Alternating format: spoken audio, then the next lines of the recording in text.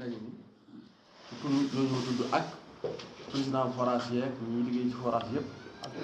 sous-préfet mi jiital ci wax ci sous-préfet ak adjoint ak ñëpp ak ñi nga xam ne ñooy délégation yi fi ñëw yëpp. daal le maire de Niakhène ñaan waxtaan bi di waxtaan woo xam ne waxtaan wu teey lay doon ndax nit mën fee jëlee dara ndax magit du jóge fenn ñëw ba àgg ñuy sorox ba la ko taxoon a jóg du ca xam dara kon nañ dégloon di suñ biir déglu ñi ñëw ñuy wax kenn ku ne buy wax la muy wax mu xam ne lu am njariñul askan bi la mu wax loolu daal laay ñaan moom laa ñaan saa bopp di leen ko ñaan yéen ñëpp lu doxale ko noonu kuñ jox parole nga jël parole kuñ joxul parole nga toog déglu jërëjëf monsieur le maire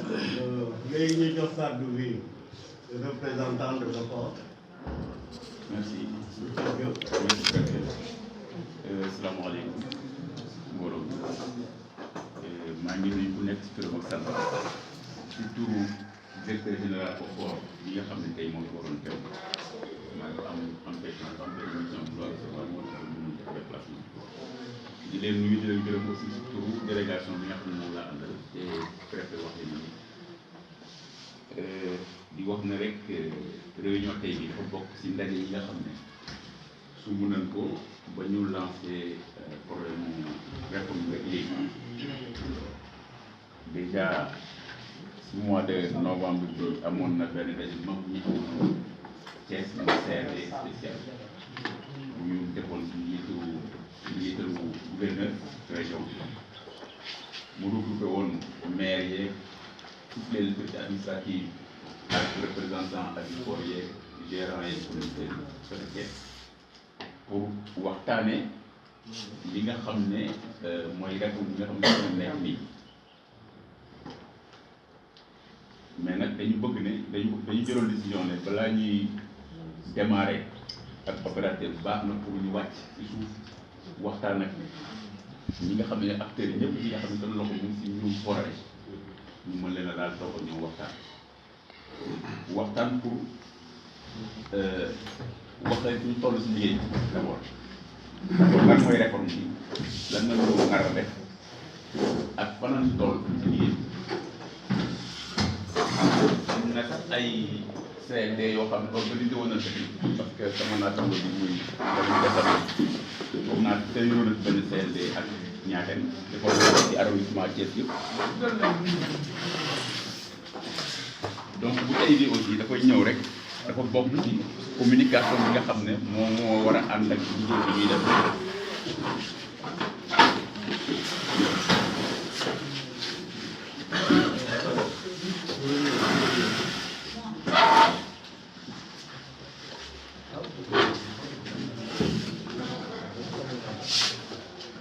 di rafetlu daal en tout cas balaa ñuy dugg dañuy rafetlu maanaam nit ñi ñuy teewee gis nañ ne daal kenn manqué parce que bëriwul ñu woote CLD am na ñu toll nii donc day ñëpp day wane maanaam fulla bi ñuy jox ak solo bi ñuy jox mbirum ndox te loolu am solo la balaa ñuy dugg ci dana am benn présentation bu ñuy def comme ni ko préfet wax pour wax la ñu toll si liggéey ak lu ñu naan liggéey bi lan la nar a def bu ñu paree daal ñu jox ko si kii di Aquatech opérateur bi ñu choisir moom itam def benn présentation pour wax leen moom lan ñu gis si liggéey bi naka la nar a liggéey fi mu toll nag xam nga waxoon nañ annoncé woon nañ ko réforme bi yàgg na commencé tey rek la commencé boo xoolee ba ñu les premiers forages ñuy wax les premiers forages réalisés au Sénégal en 1948-49 dans la zone sylvo-pastorale mooy booru Daara ña nga ko defoon boobu ak léegi jaar nañ si ay étapes yu bëri bay si fi ñu yegg si tey donc fu ñu jógee sore réforme bi commencé na tey déjà boo ñëwee 1980. am na lu yaakaar ne ndox mi dina war a doy ndax ñaar bi ko seet njóbe ji am na ci yaakaar bu baax waaye ni ngeen xam ni xool leen mbooloom fi nekk tey fii ci Sall 37 ans 1980 ba 2017 ñu ngi ci ndox mi yow amul njaboot di ci liggéey xamuñu lu dul ndox xamuñu lu dul forage waaye nag nee ngeen bàyyi ngeen leen xel ni ngeen bàyyi xel mbooloo ci forage ba li mu am fàtte loolu mbooloo lañu fanweeri at ak juróom-ñaar liggéey nañ ci te ak njaboot la ñoom te xamuñu lu dul forage te it nag xam nañ forage parce que fanweeri at ak juróom-ñaar kuy liggéey ci dara am nga loo tax waaye depuis 1882 ba léegi réforme dem ba 1972 ba 1996 kon état li muy def na ko ba noppi kon loolu dañ ciy ànd ak yéen. amul doole ay béykatam na ngeen ko bàyyi xel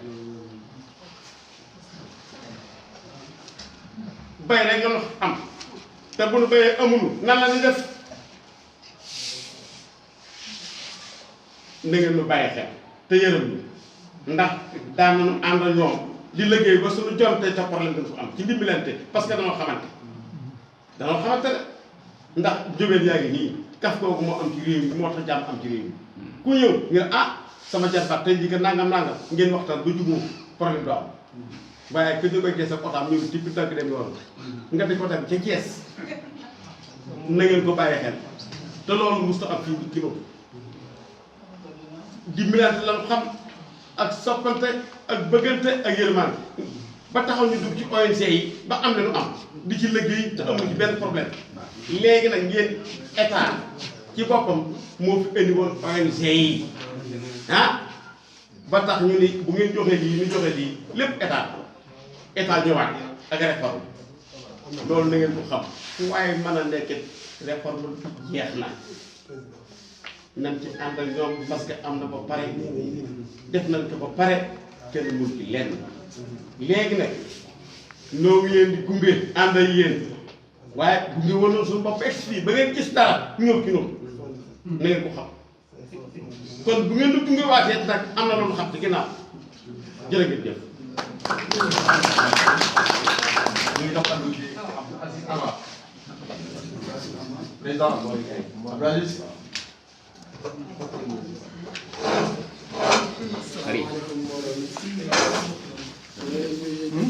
ak seen sant ñu nuyu sous-préfet ak adjoint présenté ban forum foo bokk. Abdou Aziz Amar président Asifor Ndine Amar leer oui leer na. maa ngi nuyu sous-préfet ak adjoint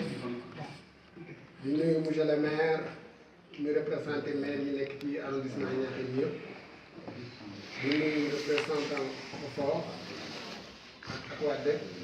di nuyu sama moroomu président Asifor yi teew ak conducteurs yi CADL forêt élevage gendarmerie ñëpp maa ngi leen di nuyu seen ci ak seen sant war a jël ay kàddu nag ci mbir moo xam ne yàgg na am loo xam ne àdduna wax na ko léegi nee nañ koy gàttal waaye gàttal bi bu ñu ko dee def dafa am toujours loo xam ne ci méthode de travail dañ koy programme parce que nit ki soo ko nee 10 heures ñëw 11 heures de jël 4 heures de temps wax te li ngay wax moom la concerné ba pare ne ko gàttal ko mënul gàtt parce que da ngay xool temps bi ngay jël di nga wax ñu ñaari discours te yëpp intéressé ñu am nañu ci war a wax kon gàtt bi dafa ne du gudd waaye mën naa gàtt mën na ko tënk rek ñetti boobu ñu ko tënkee ñetti daal mu gàtt waaye bu gàttee ndax dina sotti lu mat a xalaat mu mel ne fi may ki may waxal mooy OFOR ñun ba léegi OFOR la ñuy wax ñun ba léegi amaguñoo wax ak Aquatech na leer amaguñoo wax ak Aquatech OFOR la ñuy wax parce que OFOR mooy suñu gouvernement mooy office bi nga xam ni moo jiite forage yi moom la gouvernement de chargé mu war a def réforme boobu jëm si kan jëm si ci ñoom les usagers di naan ndox mi di fay suñu xaalis ñu exploité suñuy ressources ñu amoon suñuy fonds yu débloqué woon participer ci ay forage kon ñun la concerné loolu la ñuy wax OFOR moomu muy état amul lenn lu muy def loo xam ne ñëw na ci ñun wax na ko dafa avancé ba pare ba am ba def appel d'offre te yaakaar naa ñu waroon a am ak fi Sénégal toll tey nga xam ne fi la réew mi toll fi la mentalité nit ñi toll du état day jël décision ba pare rek ñëw leen ñu kaay leen def lii non Sénégal dépassé na loolu ñoo ngi ci 2017 nekk 1940 nekk 1960 2017 la nekk di xam ne xel ci àdduna bi jàng am xam-xam dëkk ci réew mi xam suñuy droit état li ko waroon mooy avant muy jël benn décision mu wàcc à la base xam lan moo xew ci base bi waxtaan ak ñi mu concerné nooy fay suñu xaalis nooy naan ndox mi forage yi noo ko moom gouvernement bi moomu ko noo ko moom noo moom forage ci ñaari domaine bu fekkee forage boo xam ne état Sénégal moo ko def contribuable réew mi la ko jëlee defal ko dëkk ba koy naan ña koy naan ñoo ko moom bu yàqoo rek ñoom ñooy perte buy part rek ñooy am problème bu doxee ñoom ñoo koy naan kon ñoo ko moom bu dee bayaat de fonds bu jógee ci àll ba ñëw financé ko mooy ko gouvernement Sénégal population sénégalaise la ko may population bi mooy ña koy naan ñoo ko moom kon état bi dañu dénkoon seen yëf dañ koy jëlaat toujours seen slogan la bu ngeen wax waaye da ngeen ko war a teg ci suuf moomu leen ko noo ko moom ci réew mi leen dëkk dañuy fay ay taxes li ma lay wax xam naa dara opérateur économique la ci réew mi leen dëkk dañuy fay ay taxes bu dee état ko def contribution yi contribuable de réew mi la ko defee bu dee bailleur de fonds moo ko financé population ba fa nekk la ko may état bi moomu ko déggoon nañ fi monsieur Forage ak madame Moulin kere bu mu xëyee jël dem France jël bagage dem France ndax dafa yóbbaale benn France ndax moo ko moom dëkk ba fa nekkoon ñoo moom ala président Wade ak ci Forage ba mu demee la yóbbaale benn Macky Sall président Macky Sall beneen bi yóbbaale benn moomu ko noo ko moom su baaxee noonu la su bonee ñun lay bon kon bu koy baaxal ku ne lu ko dara baaxal ku ne bu ñëwee ci dana ko jàpp suñ fukki wax waaye luñ sa ragal nag daanu ko def lii nag am na luñ sa ragal benn lii moom day leer waxoon naa ko seen vision par téléphone lii moom day leer forage yii ñu yor prix bi ñu koy jënd état bi ñu ko fixé rek mel na moom dikk di ñu appliqué day leer toog ak nun ak effort ñu xam ñaata lan la mën a fay ak moyen li ñu mën a fay ñu discuter ci ba mu leer ak ban deere la war a yokk ak bu wërti yokk kooku quel que soit alpha day leer ak lu leen mën di wax loolu day leer benn ñaareel ba suñu employé yi fi doon liggéey muy ay conducteur muy plombier muy releveur duñu dem mukk ci nii di maanaam dañuy toog président asipor yi toog ak état bi wax ak loolu ba loolu leer nga doog a bëgg ci nit ñi parce que nag Sénégal boo yoree législation sénégalaise moo wax ne soo yoree entreprise sooy jaay entreprise ba employé fa nekkoon kay jënd kay jënd entreprise ba day doon na employé moo xam day continuer ñoom moo xam dañuy fay ay droit kon day leer loolu day leer donc ñetteel ba da nga ñëw di fekk ñu installé forage ba pare am ay branchement robinet mbedd amatul nit ñi ay robinet kër la ñu am nañ ay branchement am ay compteur du ñu nangu ku ñëw naan suñ compteur yi di baaxul deful nii deful naa da ngeen di sensé loolu day leer lu ñuy waxtaan wax la ko foofu ba pare mu leer nañ ñetteel ba suñu ressource bi ñuy exploité boo demee te forage bu dina amoon pompe la woon pompe bi ñu génne woon fii léegi 800 mondial moo nu ko defaloon 25% lañ participé woon waa dëkk bi ñu jël forage ba teg ko fa tey ñoo di ko naane su 25% yi ñu joxe woon ak suñu ressource bi exploité dañ koy def gratuitement may ko ma sànni ab opérateur jóge ci Canada ñëw di exploité di yóbbu xaalisam di dem kooku duñ ko naan day leer beneen bi ci des ak lu ñu mën di wóor ba gaañ daanu jox fay taxe mairie daanu defal ni école yi daan leen jëndal fay conducteurs yi daan leen jëndal ay vélo moteur jëndal leen ay oto lu ngeen mën di wax quel que soit alpha mu mën di toll suñu loxo bi lay génn loo koy fay mayewu leen dara.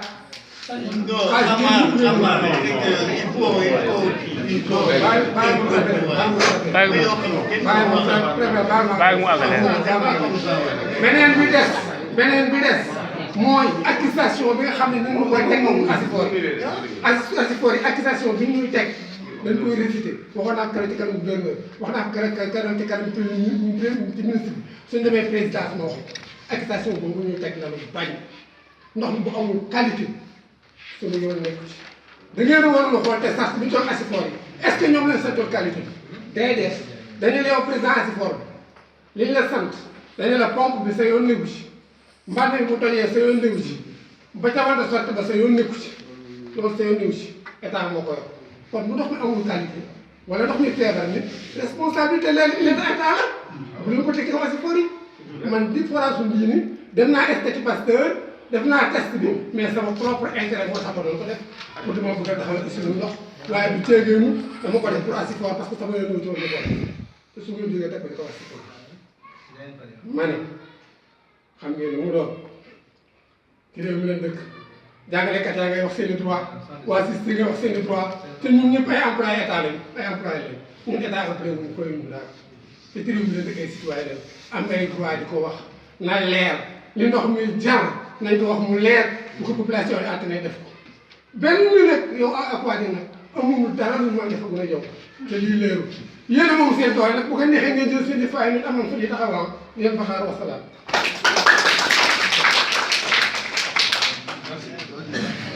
ñu jox xam ci Ablaye Gueye chef CNR.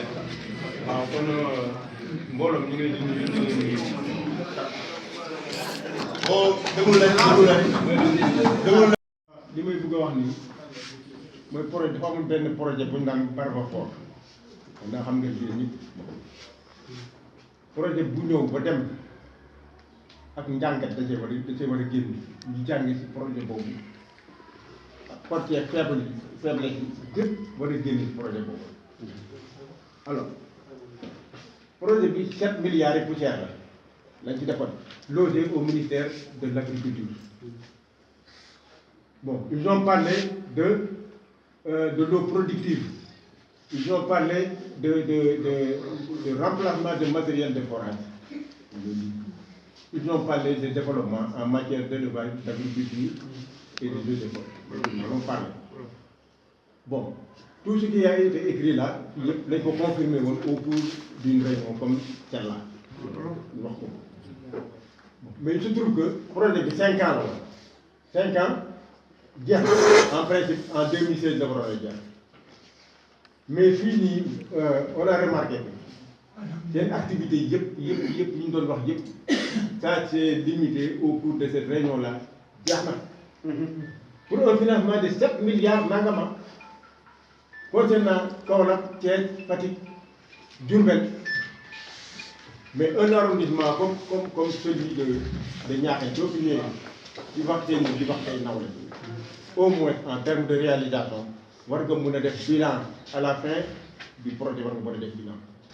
Pour vous en donner quelques exemples, puis mobiliser les acteurs pour l'obtention de demandes de micro-projets formulés par les collectivités locales.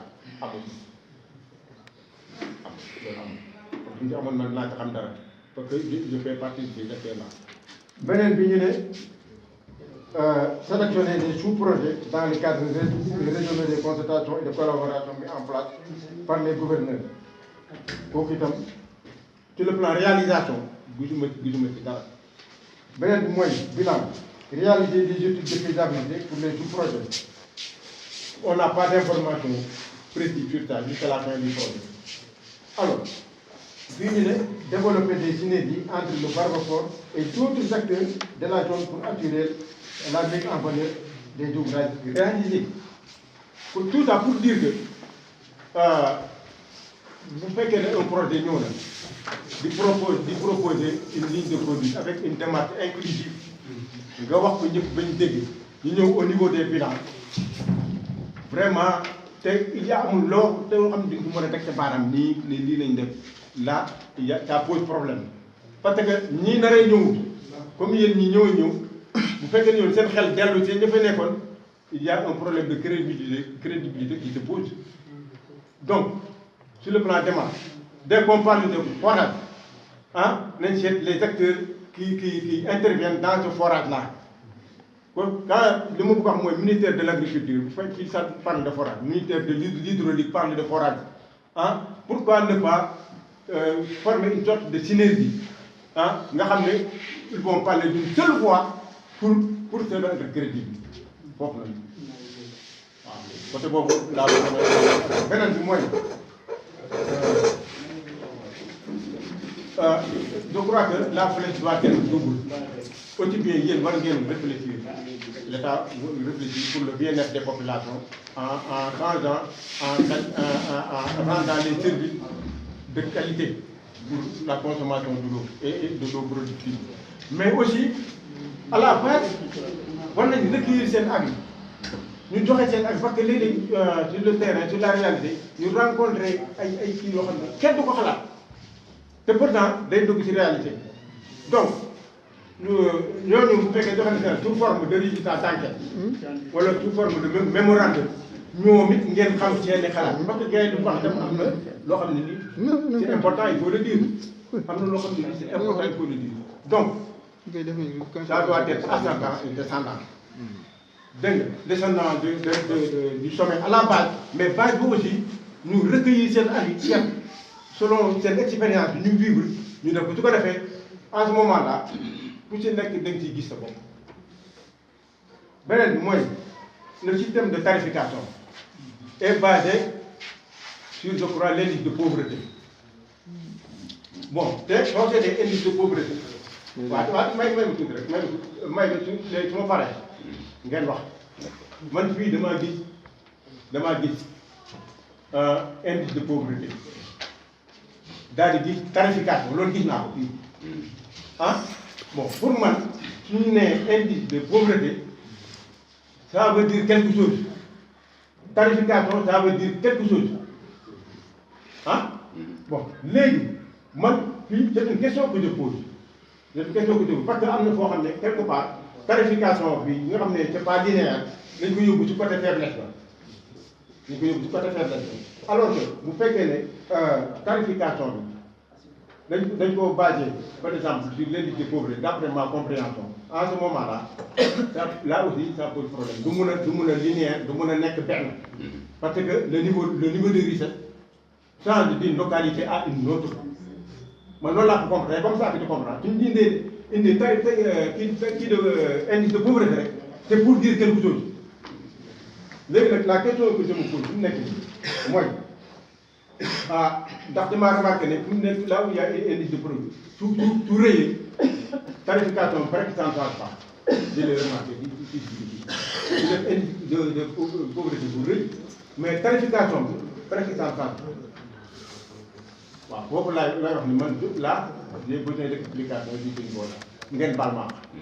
merci Abdoulaye ñu jox am bi Modou Soxna Cissé.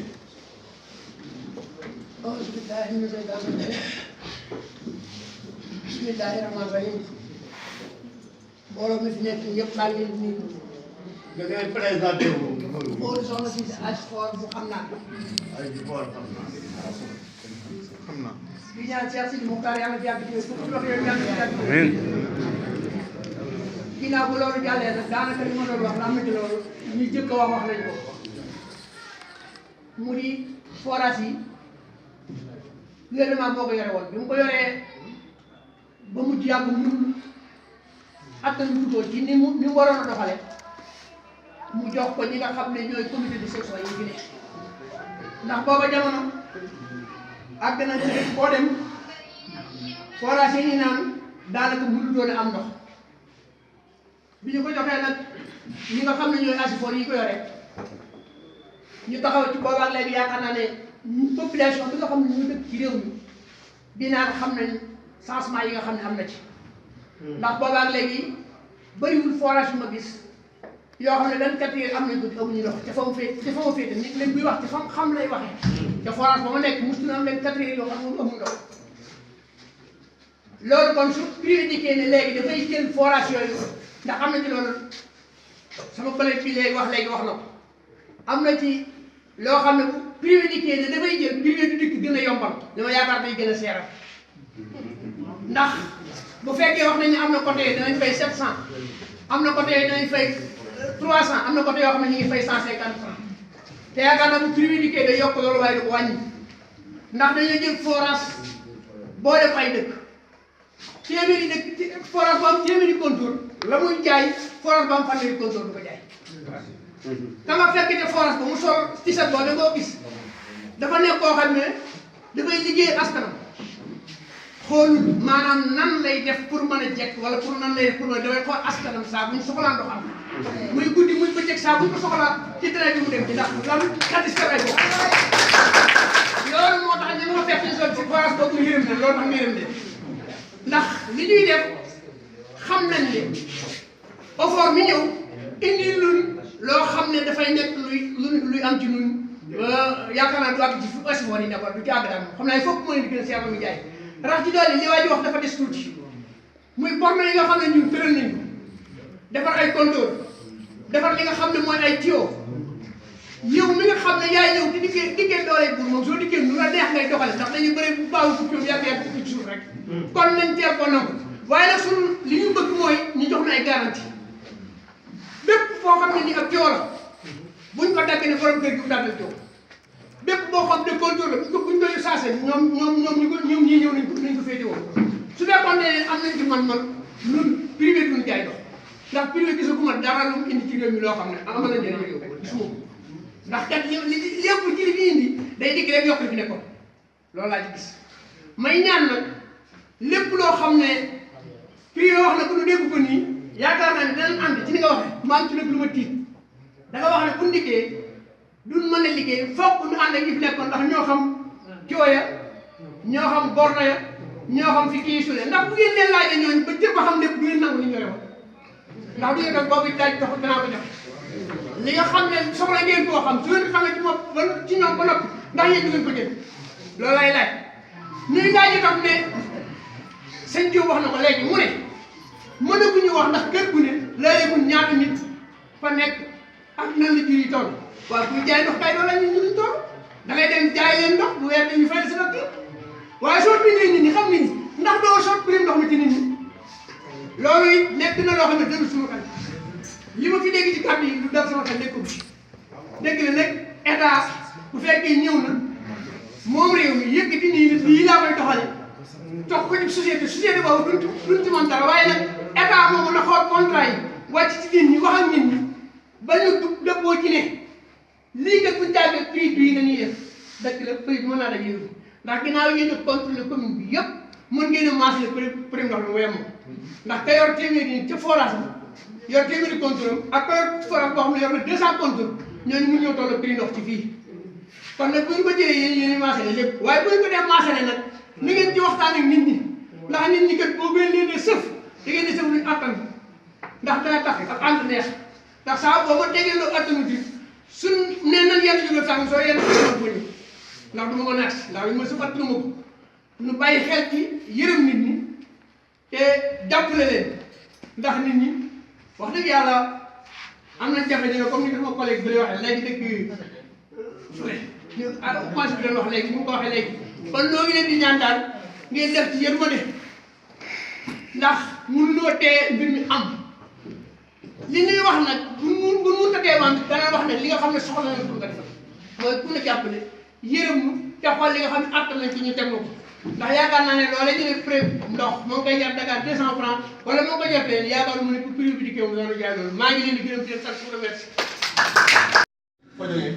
man maa ngi jógee Xaatar maa ngi conducteur forage Xaatar ginnaaw bu ma nuyoo kilifa gi nuyu délégation bi nuyu mbooloo bi fi teew ñëpp daanaka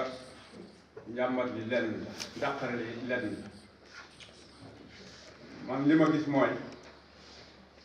notel moo del si ndax su fekkente ni bii dañu lay jaay ndox rek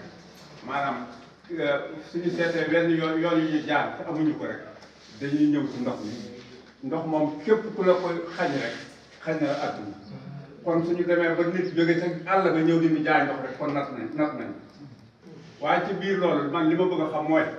am na forage yoo nga xamante ni fii ñun suñu forage moo ma tax di wax ONG bu ñuy wax rajo moom moo ñëw ñun di mu ñëw tax communauté rurale di ñëw di wax ak ñun di wax ak ñun di wax ak ñun di ñëw di def enquête am bañ nañu su ngeen defee nangam dinaa leen defal nangam ngeen am forage ñu continuer loolu mu andil ñu matériel bépp tabaxal ñu Sotido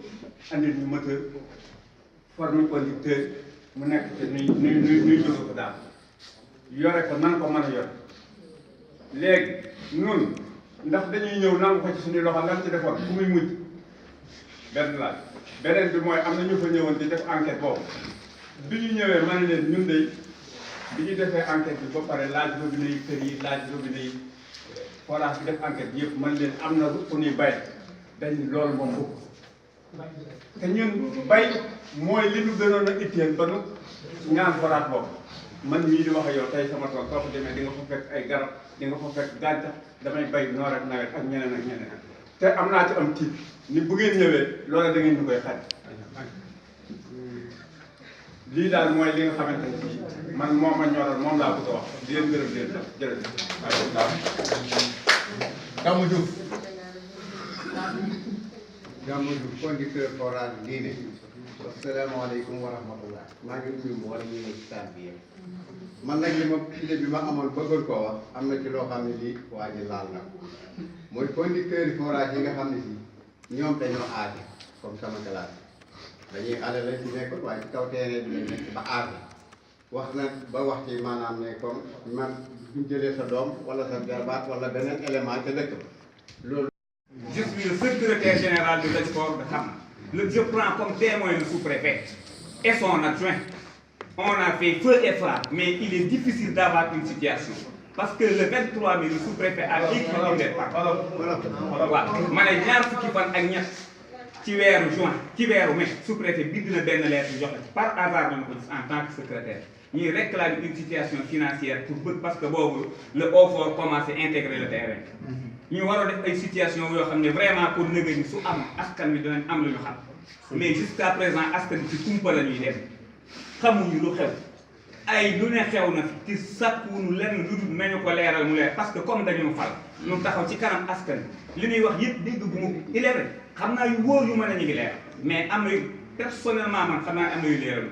te askan wi soxla nañu lu leer su fekkee nag lu ñëw lu mel ni lii fi mu nekkoon moo fi ni ce sera pire xam nga lan mooy problème bu Sénégal suivi moom la amul mën nañu taxawal mbir ba mu taxaw mais bu ñu ko topp association yi keroog bi ñu koy taxawal un délai de 6 mois la ñu wax ku ko deful ñu woote assemblée générale amul depuis mai 2015 ñu ngi bind ay lettres di ko joxe bu ñu ko war a def on fait le maximum pour que bëgg am benn assemblée générale képp pour mu leer ci kanam askan c'est impossible je prends comme témoin le sous-préfet on a tout fait parce que du jour détail wala leneen kon ñu leen di ñaan le sous-préfet est là son adjoint est là ñu jéem a wàcc ci terrain la première des choses ngeen xool nit ñi association yi dox ak ñu doxul parce que même li ngeen wax su ngeen ko waxee mu yem fii sous-préfet xam na ne li may wax xam na quoi mënagul nit ñi mën am na yooyu fa ñu taxaw mënatuñoo déplacé te amuñu lu leer lu tax dañuy dox parce que nit ki mënoo di fay te li ngay fay xamu fu mu nekk ubbi compte fekk ko fa xaalis nga dem ci nit ñi xaalis nekkul te nit ñi vraiment gisoo xaalis am nga droit taxaw je parle au nom du secrétaire lu ma wax bu dul dëgg bu tëj waree xam nañ ma tëj fu ñu ma war a woo nañ ma wax su doon micro lañ may tendre laaj ma je vais développer tout je peux tout développer waxuma lu may ragal waxuma askan wi sonn nañu bëgg nañu ko lu taxaw bëgg nañu askan wi li ñuy fay ñu xam ne fii la li nu am nag bu ëllëgee fu ñu koy dugal ñu xam ne askan wi liggéeyuñu seen xaalis fii la dugg lii nga xam ne da ngeen ko fi fekk muy xaalis association yi liggéey ko moom ko tey Aquatech su dikkee bay jël mu xam ne lii la fekk fii lay teg mais nit ñi aussi li ñu liggéeyoon danoo soxlaa xam suñu xaalis mu nekk ngeen baax ma sula man lay jóg.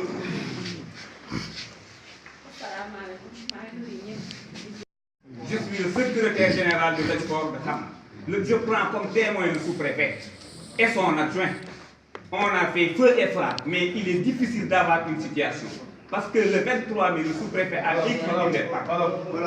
Waaw ma ne ñaar fukki fan ak ñett ci weeru juin ci weeru mai sous-préfet bind na benn lettre joxe par hasard nañu ko gis en tant que secrétaire ñuy réclamer une situation financière pour bëgg parce que boobu le OFOR commencé intégrer le terrain ñu war a def ay situation yoo xam ne vraiment pour nëgë ni su am askan wi dinañ am lu ñu xam mais jusqu'à présent askan bi ci kumpa la ñuy dem xamuñu lu xew ay lu ne xew na fi ci sàkkuwuñu lenn lu dul nañu ko leeral mu leer parce que comme dañu fal ñu taxaw ci kanam askan li ñuy wax yëpp dégg bu mu il est vrai xam naa yu wóor yu mën a ñu ngi leer mais am na personnellement man xam naa ne am na yu leeral te askan wi soxla nañu lu leer. su fekkee nag lu ñëw lu mel ni lii fi mu nekkoon moo fi ni ce sera pire. xam nga lan mooy problème bu Sénégal suivi moom la amul mën nañu taxawal mbir ba mu taxaw mais duñu ko topp association yi keroog bi ñu koy taxawal un délai de 6 mois lañu wax ku ko deful ñu woote assemblée générale amul. depuis mai 2015 ñu ngi bind ay lettres di ko joxe fu ñu ko war a def on fait le maximum pour que bëgg am benn assemblée générale képp pour mu leer ci kanam askan wi c'est impossible. Je prends comme témoin le sous-préfet. On a tout fait parce que du jour détail wala leneen kon ñu leen di ñaan le sous-préfet est là son adjoint est là ñu jéem a wàcc ci terrain la première des choses ngeen xool nit ñi association yi dox ak yu doxul parce que même li ngeen wax su ngeen ko waxee mu yem fii sous-préfet xam na ne li may wax xam na ko mënagul nit ñi mën am na yooyu fa ñu taxaw mënatuñoo déplacé te amuñu lu leer lu tax dañuy dox parce que nit ki mënoo di fay te li ngay fay xamoo fu mu nekk ubbi compte fekk ko fa xaalis nga dem ci nit ñi xaalis nekkul te nit ñi vraiment gisoo xaalis am nga droit taxaw je parle au nom du secrétaire lu ma wax bu dul dëgg bu tëj waree xam nañ ma tëj fu ñu ma war a woo nañ ma wax su doon micro lañ may tendre laaj ma je vais développer tout je peux tout développer waxuma lu may ragal waxuma askan wi sonn nañu bëgg nañu ko lu taxaw bëgg nañu askan wi li ñuy fay ñu xam ne fii la li nu am nag bu ëllëgee fu ñu koy dugal ñu xam ne askan wi liggéeyuñu seen xaalis fii la dugg lii nga xam ne da ngeen ko fekk muy xaalis association yi liggéey ko moom ko tey Aquatech su dikkee bay jël mu xam ne lii la fekk fii lay teg mais nit ñi aussi li ñu liggéeyoon danoo soxlaa xam suñu xaalis mu nekk ngeen baax ma sula ma ngay jóg. asalaamaaleykum maa ngi nuyu ñëpp léegi dama doon laajte man Aquatech moom bu ñëwee ba xam naka lay doxalee ngeen suuf si ñuy bay noonu ak suuf si ñuy dox parce que dégg naa ñu naan ñoom bu ñëwee dinañ am na ñoo xam bu ñëwee mën nañu am ñu nangu suuf yi ñu leen wër suuf yi liggéey tooy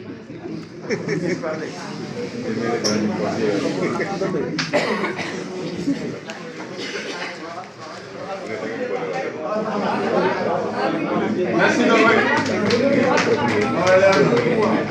Serigne Mbacke Begere. Serigne Mbacke Begere. léegi dama doon laajte man Aquatech moom bu ñëwee ba xam naka lay doxalee ngeen suuf si ñuy bay noonu ak suuf si ñuy dox parce que dégg naa ñu naan ñoom bu ñëwee dinañ am na ñoo xam bu ñëwee mën nañu am ñu nangu suuf yi ñu leen wër suuf yi liggéey tooy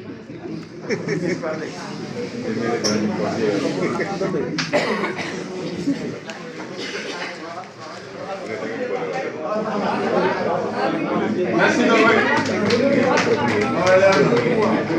Serigne Mbacke Begere. Serigne Mbacke Begere. conducteur forage Ndiop bi Sall maa ngi àndante ak sama président sport bi Baye Massamba Sall ak sama secrétaire Ngone Sall ak sama trésorière Badiane Khary Ama sant yàlla julli ci Seydina Muhammad sallallahu alayhi wa sallam di leen nuyu bu am fu mu commencé mais du am tamit aussi fu muy yam dalee ko ci sous-préfet ak son adjoint ak Aquatech Ofor ak sama papa yi fi teew doon ay président Ofor ak conducteurs yi yëpp nuyu naa leen di nuyu autorité administrative yële ñoom ñee nga xam ñoo fi nekkal àll beeg ak mbay càmm geeg mbay mi ak gendarmerie ñëpp nuyu naa leen wax ji yëpp ñu ngi koy dégg def ba mu commencé ba léegi waaye man sëñ bu ma waxee sax dinañ yaakaar ni sax nag li ma nekk conducteur la ak mbaxus bi ñu wax Aquatech digal moo tax ma waaye déedéet baax boo gis dafa am gën a baax ci li ma jàpp lu baax du nekk am na waaye lu gën a baax it moo gën te ñun ci suñ bopp ay acteurs lañ ci wàllu ndox mi te def nañ benn constat dëgg la conducteurs yi sonn nañ c'est vrai loolu wax nañ am na benn papa bu wax sànq ne kooku dafa jóg pour liggéeyal askanam waaye nag booy sonn di liggéeyal sa askan ba un bon jour nag wax dëgg yàlla nit ku nekk nag war ngaa bëgg lu baax sa bopp doo kon ne di sol ay dàlli carax ak ay yu kenn xamul yooyu nit ku nekk bëgg ngaa jëm kaw comme ñu ko ñëpp bëggee bu weesoo mooy que ne Aquatech damaa yaakaar ne loo xamante ne sii la ci sama xel mu gàtt luy jëmale askan wi kanam la mais pas lu koy jëmale ginnaaw dëgg la ñun ay àll leen ci waxin mais dootuñu ay àll parce que da ngeen naa nangu ñu jëlee administration bi ci communauté rurale yóbbu ko ci commune yéen ak waa Dakar yam jëlatul sax kenn di toog naan ñun ay àll lañ ay tax lañ duñu ay àll parce que administration bi ko wax waxuñu ko. léegi nag ginnaaw loolu première chose bi nga xamante ne si moom laay déclaré tam gën a yées ci forage mooy fuite te Aquatech dana ci taxaw tey jii nii amul benn président ASUFOR bu mën a taxaw fii assurer sa ensemble forage ni amul benn fuite ku ko mën a assurer kenn mënu ko assurer te loolu mooy perte bi gën a bon yéen a ngi fay ay millions et des millions ci courant te dara waralu ko nit ñi consommé wuñ ko lu ko gën a waral mooy perte boobu noonu te perte boobu amul kenn ku mën a taxaw ni mën na maa jëndi loo xamante ne si dina permettre bu ëllëgee jaay perte boobu dootu am fu fuite am ñu gis ko buñ ko amee tamit buñ ko mënee tamit duñ ko def parce que lan ASUFOR yi dëgg la ñu ngi liggéey man de sama ASUFOR gàcce ngaalaama moom laa xam mu ngi liggéey te am na compte banque am na léppam mu ngi teew su ko defee dina ma témoigner chaque mois dañuy indi fii liñ koy waxee gi état voilà mi ngi noonu xaw ma lu mu doon daal li ñuy def par mois rapport mi ngi noonu yaa ngi dégg rapport yooyu noonu mi ngi ñëw chaque fin du mois mais à part bari na ci ñoo nga xamante ne si tey seen xaalis xamoo fu ñu dugg amuñu kees bu forage bi paanoon tey pompe duñ ko régler paan yu ndaw ndawaan ñii lañ mën a régler mais paanu 2 millions 1 million mënuñu koo régler te par cours yi naa plus de 12 forages yoo nga xamante ne si li ma lay wax nii sama xaqulaay taalaala maa ko dox gis ko budul sama forage tamit papa damaa dox yaa ngi dégg waaw ba tey d'accord ba tey waaye yaa ngi dégg li si de bu loolu weesoo ñun ñëpp man mii si askan bi laa bokk ñun ñëpp si askan bi lañ bokk waaye développement day am te jëm kanam tamit dafa war a am te li koy indi du ASUFOR bii fi nekk tey nañ ko wax te dee li koy indi Aquatech laa yaakaar ni moom lay doon sama wax ji may wax nag maa ngi koy wax au nom de tous les conducteurs de la région de Thiès parce que tey jii nii réunion bépp bu nga xamante ne si association nationale conducteurs yi am na umpuma maa nga ca teew lépp lu xew xam naa ko beneen loolu rek jàpp naa ni mooy mën a doxal adduna bi ci wàllum ndox parce que dañoo war a weesu di naan ci ay déeg wala ñuy toog 2 jours du ñu naan wala ñuy naan ndox moo xamante ne si dëgg la visuellement xam nañ ni lii propre na mais xamuñu lu nekk ca biir te nañ ko wax de dee fii kenn xamu fi sam ndox la fa nekk ca biir lan la te loolu yëpp ay machine na koy détecté génne ko te benn ASUFOR du osé wu jënd boobu matériel wasalaam foofu laa yem maa ngi leen di jégalu yéen ñëpp nag conducteur forage Ndiop bi Sall maa ngi àndante ak sama président ASUFOR Baye Massamba Sall ak sama secrétaire Ngone Sall ak sama trésorière Badiane Khary Ama sant yàlla julli ci Seydina Muhammad sallallahu alayhi wa sallam di leen nuyu bu am fu mu commencé mais du am tamit aussi fu muy yam dalee ko ci sous-préfet ak son adjoint ak Aquatech OFOR ak sama papa yi fi teew doon ay président ASUFOR ak conducteurs yi yëpp nuyu naa leen di nuyu autorité administrative yële ñoom ñee nga xam ñoo fi nekkal àll beeg ak càmm gi ak mbay mi ak gendarmerie ñëpp nuyu naa leen wax ji yëpp ñu ngi koy dégg def ba mu commencé ba léegi waaye man sëñ bu ma waxee sax dinañ yaakaar ni sax nag li ma nekk conducteur la ak mbaxus bi ñu wax Aquatech digal moo tax ma wax waaye déedéet baax boo gis dafa am gën a baax ci li ma jàpp lu baax lu nekk am na waaye lu gën a baax it moo gën te ñun ci suñ bopp ay acteurs lañ ci wàllu ndox mi te def nañ benn constat dëgg la conducteurs yi sonn nañ c'est vrai loolu wax nañ am na benn papa bu wax sànq ne kooku dafa jóg pour liggéeyal askanam waaye nag booy sonn di liggéeyal sa askan ba un bon jour nag wax du yàlla nit ku nekk nag war ngaa bëgg lu baax sa bopp doo ko ne di sol ay dàlli carax ak ay yu kenn xamul yooyu nit ku nekk bëgg ngaa jëm kaw comme ñu ko ñëpp bëggee bu weesoo mooy que ne Aquatech damaa yaakaar ne loo xamante ne sii la ci sama xel mu gàtt luy jëmale askan wi kanam la mais pas lu koy jëmale ginnaaw dëgg la ñun ay àll leen ci waxin mais dootuñu ay àll parce que da ngeen naa nangu ñu jële administration bi ci communauté rurale yóbbu ko ci commune yéen ak waa Ndakaaroo yam jëlatul sax kenn di toog naan ñun ay àll lañ ay tax lañ duñu ay àll parce que administration bi ko wax waxuñu ko léegi nag ginnaaw loolu première chose bi nga xamante ne si moom laay déclaré tam gën a yées ci forage mooy fuite te Aquatech dana ci taxaw tey jii nii amul benn président ASUFOR bu mën a taxaw fii assurer sa ensemble forage ni amul benn fuite ku ko mën a assurer kenn mënu ko assurer te loolu mooy perte bi gën a bon yéen a ngi fay ay millions et des millions ci courant te dara waralu ko nit ñi consommé wuñ ko lu ko gën a waral mooy perte boobu noonu te perte boobu amul kenn ku mën a taxaw ni mën na maa jëndi loo xamante ni si dina permettre bu ëllëgee jaay perte boobu dootu am fu fuite am ñu gis ko buñ ko amee tamit buñ ko mënee tamit duñ ko def parce que lan ASUFOR yi dëgg la ñu ngi liggéey man de sama ASUFOR gàcce ngaa laa moom laa xam mu ngi liggéey te am na compte banque am na léppam mu ngi teew su ko defee dina ma témoigner chaque mois dañuy indi fii nuñ koy waxee ci état voilà mi ngi noonu xam nga lu mu doon daal li ñuy def par mois rapport mi ngi noonu yaa ngi dégg rapport yooyu noonu mi ngi ñëw chaque fin du mois mais à part bari na ci ñoo nga xamante ni si tey seen xaalis xamoo fu ñu dugg amuñu kees bu forage bi paanoon tey pompe duñ ko régler paan yu ndaw ndawaan ñii lañ mën a régler mais paanu 2 millions 1 million mënuñu koo régler te par cours yi naa plus de 12 forages yoo nga xamante ne si li ma lay wax nii sama xaqulaay taalaala maa ko dox gis ko bu dul sama forage tamit papa damaa dox yaa ngi dégg waaw ba tey je suis d'accord ba tey waaye yaa ngi dégg li si de bu loolu weesoo ñun ñëpp man mii si askan bi laa bokk ñun ñëpp si askan bi lañ bokk waaye développement day am te jëm kanam tamit dafa war a am te li koy indi du ASUFOR bii fi nekk tey nañ ko wax te dee li koy indi Aquatech laa yaakaar ni moom lay doon sama wax ji may wax nag maa ngi koy wax au nom de tous les conducteurs de la région de Thiès parce que tey jii nii réunion bépp bu nga xamante ne si association nationale conducteurs yi am na umpuma maa nga ca teew lépp lu xew xam naa ko beneen loolu rek jàpp naa ni mooy mën a doxal adduna bi ci wàllum ndox parce que dañoo war a weesu di naan ci ay déeg wala ñuy toog 2 jours du ñu naan wala ñuy naan ndox moo xamante ne si dëgg la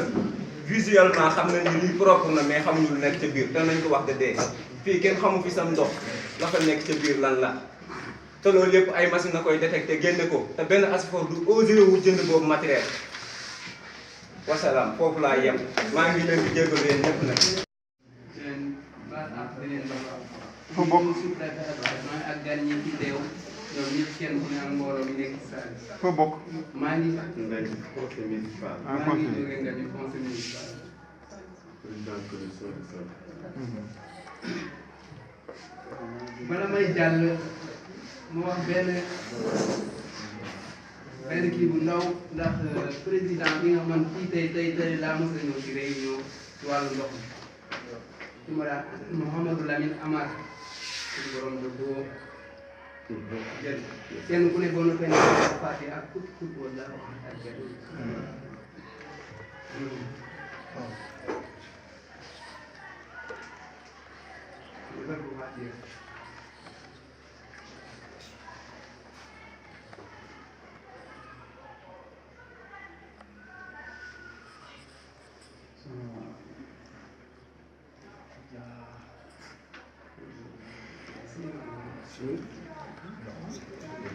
waaw ci wàllu wax bi itam daanaka li ñu bëggoon a xalaat ci wax yëpp daanaka nit ñi jàll na wax bi yëpp information bi ngeen indi leer na nañ ñëpp dégg bari na yu ñu ci discuter bari na lu ñu ci xalaat ndax lépp lu mu doon nit yor ko mu yor ko ba yàgg ay gan ñëw léegi loolu ñu bëgg koo jële ci ñoom teg ko ci seen loxo il faut ñu xalaat ci waaye teewul lépp lu mu doon dafay am waxtu woo xam ne su yegsee rek lu ñu bindoon incha allah loolu day egg ci askan ñu bàyyi xel ni li ñuy wax lépp li ci des kay moo di kenn ku ne boo delloo fi nga dëkk ñi nga bàyyi woon loolu ci man ci leeral leen li la tax a jóg avant ñuy egg si nga def ba heure bu ñu yegsee waxtaanoo xëy na dana yomb loolu laa amoon lu may wax ñu ngi leen di sant di leen baal ak di leen fa bokk. ak gan ñi ci teew ñoom ñëpp kenn ku ne ak mbooloo mi nekk ci salle bi. foo bokk. maa ngi Ngagne conseil municipal. maa ngi jógee Ngagne conseil municipal. président commission de salle. bala may jàll ma wax benn kii bu ndaw ndax président bi nga man fii tey laa mos a ñëw ci réunion ci wàllu ndox mi ci ma daan Mouhamadou Lamine Amar suñu borom da koo jël kenn ku ne boo noppee ne fàtte ak kut wala ak jël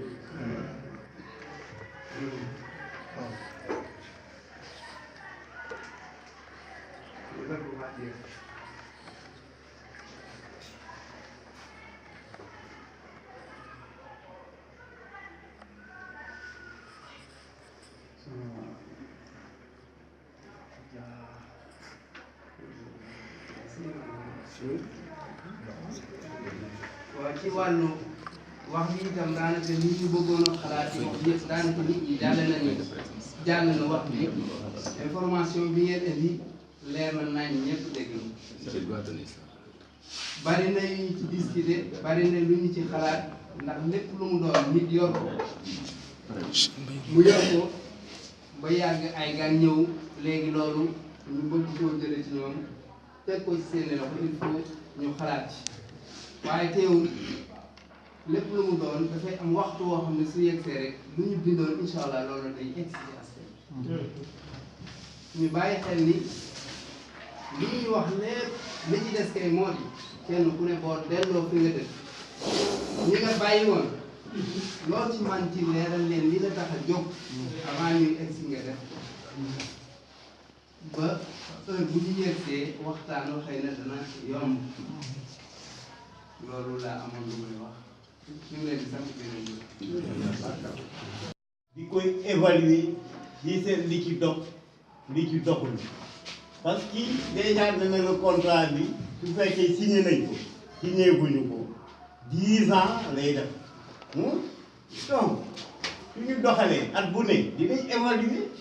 dinañ xam nga xëlëq yi fu ñu ne ak nan lañ koy redresser mais nag bu nga toog léegi bugg a dénigrer programme bi mais programme bi du dox forage yi ñoo ko moom dañ ko doon doxal mais yooyu am na wax yoo xam ne responsable du ko wax en public loolu mooy dëgg yow man nga wax li nga xalaat sans pour autant nga offenser kenn parce que loolu tax ñu woo leen état bi su fekkoon ne dafa bugg a décider rek sans acteurs yi ministère Dakar la ñuy toog def seen réforme di imposer ko mais soo gisee ñu yebal ñii ñu ñëw waxtaan ak yéen te parce que bëgg nañ xam seen point de vue bëgg nañ xam seen opinion kon nag nañ ci def ndànk képp ku koo gis mu am responsabilité di koy doxal saytu ko def ci am yoon secrétaire kii wax na ko man bi ma jotee ci ajifoor yi laa bind pour ñu jox ma seen situation financière ñaata ajifoor ñoo joxe seen situation financière am na ñoo xam dañ lank ne duñ joxe seen situation financière pour lan man autorité la su ma leen ne jox ma seen situation financière mais obligatoirement tu dois me donner ça soo ko bloqué rek am na lu tax te nga ne yow lu leer nga bëgg da ngay liggéeyal population situation financière soo koy nëbb am na lu ca nekk dañu waxante dëgg ñun ñëpp ay jullit lañ état du andi réforme pour lool ay citoyen état réforme bu andi yaakaar na ne loolu moo gën te da koy saytu su demee ba xam ne lii sottiwul état da koy teg fële kon nag nañ ci def ndànk réforme la phase sensibilisation lañ nekk phase installation lañ nekk donc nañ ci def ndànk te seen organes yi nu muy doxee li ci war yëpp jot ngeen information yi su ngeen demee ni ngeen ko déggee ngeen waxee ko noonu te bañ ko interpréter négativement loolu baaxul loolu day yàq loolu baaxul surtout suñ la joxee responsabilité yow nga war a ñëw pour soo li nga fi jëlee nga yóbbu ko soo yóbbu da ngay wax li nga xam ne moom nga fa dégg mais doo wax sa xalaat yow ni nga ko gisee. loolu c'est pas bien loolu baaxul donc loolu laa amoon vraiment monsieur le président. merci prophète donc li ma ci bëgg yokk rek mooy bésu tey lu tax ñu woote c'est extrêmement important woote yi man maanaam ñu ko doon wax ñun am na gis-gis boo xam ne moom lañ leen won am na loo xam ne moom lañ doon xaar ci président Alpha yi conducteur trésorier ak secrétaire mooy ay proposition ñi bari ñu proposition boo seet ñu war a yéen ñi acteurs yi dañu bëgg xam yéen yoruñu seen doxalin bi ak expérience boo leen am ban xalaat ngeen ni war a jox ngeen xalaat leen ñoom bu ñu demee ñu toog ñu confronté ñoom lu ñu yor ak yéen proposition boo leen jox ñu tënk ko ñu def benn document boo xam ne mën nañ ko liggéey pour demee je pense que loolu mooy njëriñu rencontre bi tey partage la ak échange partage ak ñoom dañuy ñëw ñu tënk la fii nguur gi fii la fekk forage bi fii lañ koy yóbbu dénkaane leen forage bi yéen am ngeen ci expérience wax léegi ñun ñu lañ ko bëgg def yéen ñi yoroon forage bi ban njàngat nga ci am ban yoon nga ñu war a teg pour ñu mën a yor forage parce que wax nañ ko ñu ne tey forage bi ñoom xalaat ñu sa génne acteurs yoo xam ne ñoo fi nekkoon xalaat ñu sa effacer leen écarter leen ci gestion bi loolu nit ki bu la ko waxee rek je pense que dafa am na loo xam ne moom la bëgg jël ci yow am na loo xam ne loolu la bëgg associé ci gestion bi ñii ay privé lañu mënoon nañ ñoo nee ku ñu nekk ñu dem jël ko feneen indi ñoo fay imposé leen mais dañu ne y a déjà un vécu qui est là am na déjà loo xam ne mu ngi fii moom sa expertise baax ni fii am na ñoo xam ne ñoo doon sonn ñoo doon déparé ñoo doon def yenn ñu ngi fii moi je pense que loolu boo nit ki ñëw mën a proposition bu baax ñun ñu fi nekkoon dinañ leen maintenir mais wax leen loo xam ne au moins ñun mën nañ ko ci njëriñu mooy rencontre boobu te rencontre bi partage la ak échanger mais c'est des plus revenus derrière nangu nañu wala ñàkk nañu nangu wala nii lañu def nguur jël la forage ba pare forage bi boobu offort mu ngi ci loxo offort forage bi ngi ci loxo offort point ba loolu moom am na fa lu ñuy def mooy délégation comité tripartite AGIFOR autorité administrative mooy commune bi Aquatec offort ñu xool ban schéma la ñu war a teg pour que ñëpp gis ci seen bopp askan boo xam ne moom moo war a bénéficier wu ci réforme bi mu am la bonne information mu nekk loo xam ne bu ko amee mu mën ci njëriñ mais pas nañ pas dénigré je pense que war nañ ko weesu loolu période boobu mooy période bu ñu ñëwoon dina ne offort jënd forage heure boobu la ñu waroon am attitude boobu mais attitude bi mooy attitude responsable attitude de transition parce que ñu ngi dem boo leen dem léegi dinañ leen bàyyi te bu leen bàyyee doo leen mën a def train bi dem na dugg nañ ci wagon bi ngeen ànd ak train bi bu départ doo leen fa mën a dugaat pour ngeen dugg ci il faut ngeen nekk au même longueur temps indi nañ leen information jot ngeen ci information commencé leen di ci gestu conducteur bi solo recruté AGIFOR yoo xam ne ñoo fi nekkoon président yoo xam ne ñoo fi nekkoon on va leen dañ leen dugalaat ci système bi ñu nekkoon fii di relever dañ leen di dugalaat am na ñoo xam ne ñu ne caisse sa de paiement recrutement encore am na liggéey boo xam ne da gën a yokk encore mais loolu c'est moi sant yàlla avec des contrats et des prestations fii kan moo xam ne kii sa doomu fajoo nga dem hôpital faj amul sa ordonnance nekk ñu ngi defal contrat prestation de service sanitaire retraite garantie sama waay loolu ku xelam dawul dëgg yàlla moom loolu nga merci Diallo di koy évaluer di seet li ci dox li ci doxul parce que déjà dana le contrat bi su fekkee signé nañ ko signé guñu ko 10 ans lay def donc su ñu doxalee at bu ne dinañ évaluer dinañ xam nga xëlëq yi fu ñu ne ak nan lañ koy redresser mais nag bu nga toog léegi bugg a dénigrer programme bi mais programme bi du dox forage yi ñoo ko moom dañ ko doon doxal ah mais yooyu am na wax yoo xam ne responsable du ko wax en public loolu mooy dëgg yow man nga wax li nga xalaat sans pour autant nga offensé kenn parce que loolu tax ñu woo leen état bi su fekkoon ne dafa bëgg a décider rek sans acteurs yi ministère Dakar la ñuy toog def seen réforme di imposer ko mais soo gisee ñu yebal ñii ñu ñëw waxtaan ak yéen c'est parce que bëgg nañ xam seen point de vue bëgg nañ xam seen opinion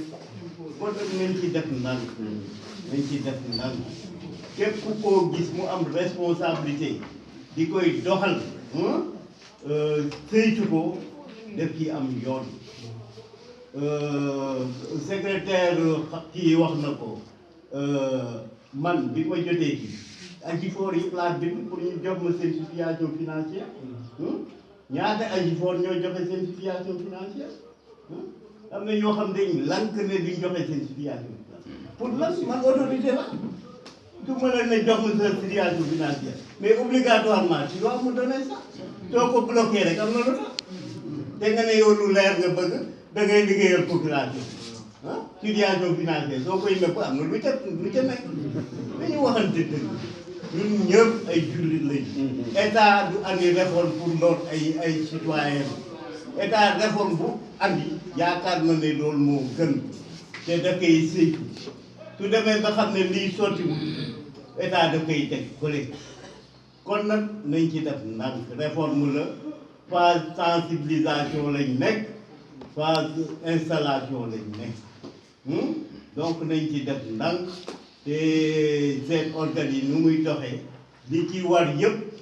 jot ngeen information yi su ngeen demee ni ngeen ko déggee ngeen waxee ko noonu te bañ ko interpréter négativement loolu baaxul loolu day yàq loolu baaxul surtout suñ la joxee responsabilité yow nga war a ñëw pour soo li nga fi jëlee nga yóbbu ko soo yóbbu da ngay wax li nga xam ne moom nga ko dégg mais doo wax sa xalaat yow ni nga ko gisee. loolu c'est pas bien loolu baaxul donc loolu laa amoon vraiment monsieur le président.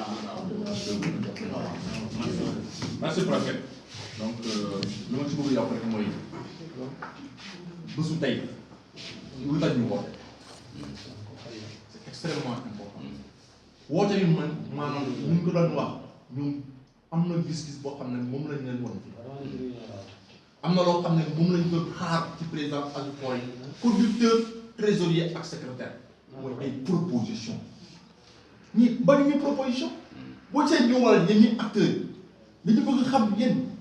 yoruñu seen doxalin bi ak expérience boo leen am ban xalaat ngeen war a jox ngeen xalaat leen ñoom bu ñu demee ñu toog ñu confronté ñoom lu ñu yor ak yéen proposition boo leen jox ñu tënk ko ñu def benn document boo xam ne mën nañ ko liggéey pour demee je pense que loolu mooy njëriñu rencontre tey partage la ak échange partage ñoom dañuy ñëw ñu tënk leen fii lañ nguur gi fii la fekk forage bi fii lañ koy yóbbu dénkaane leen forage bi yéen am ngeen ci expérience wax leen ni ñun lañ ko bëgg a def yéen ñi yoroon forage bi ban njàngat nga ci am ban yoon nga ñu war a teg pour ñu mën a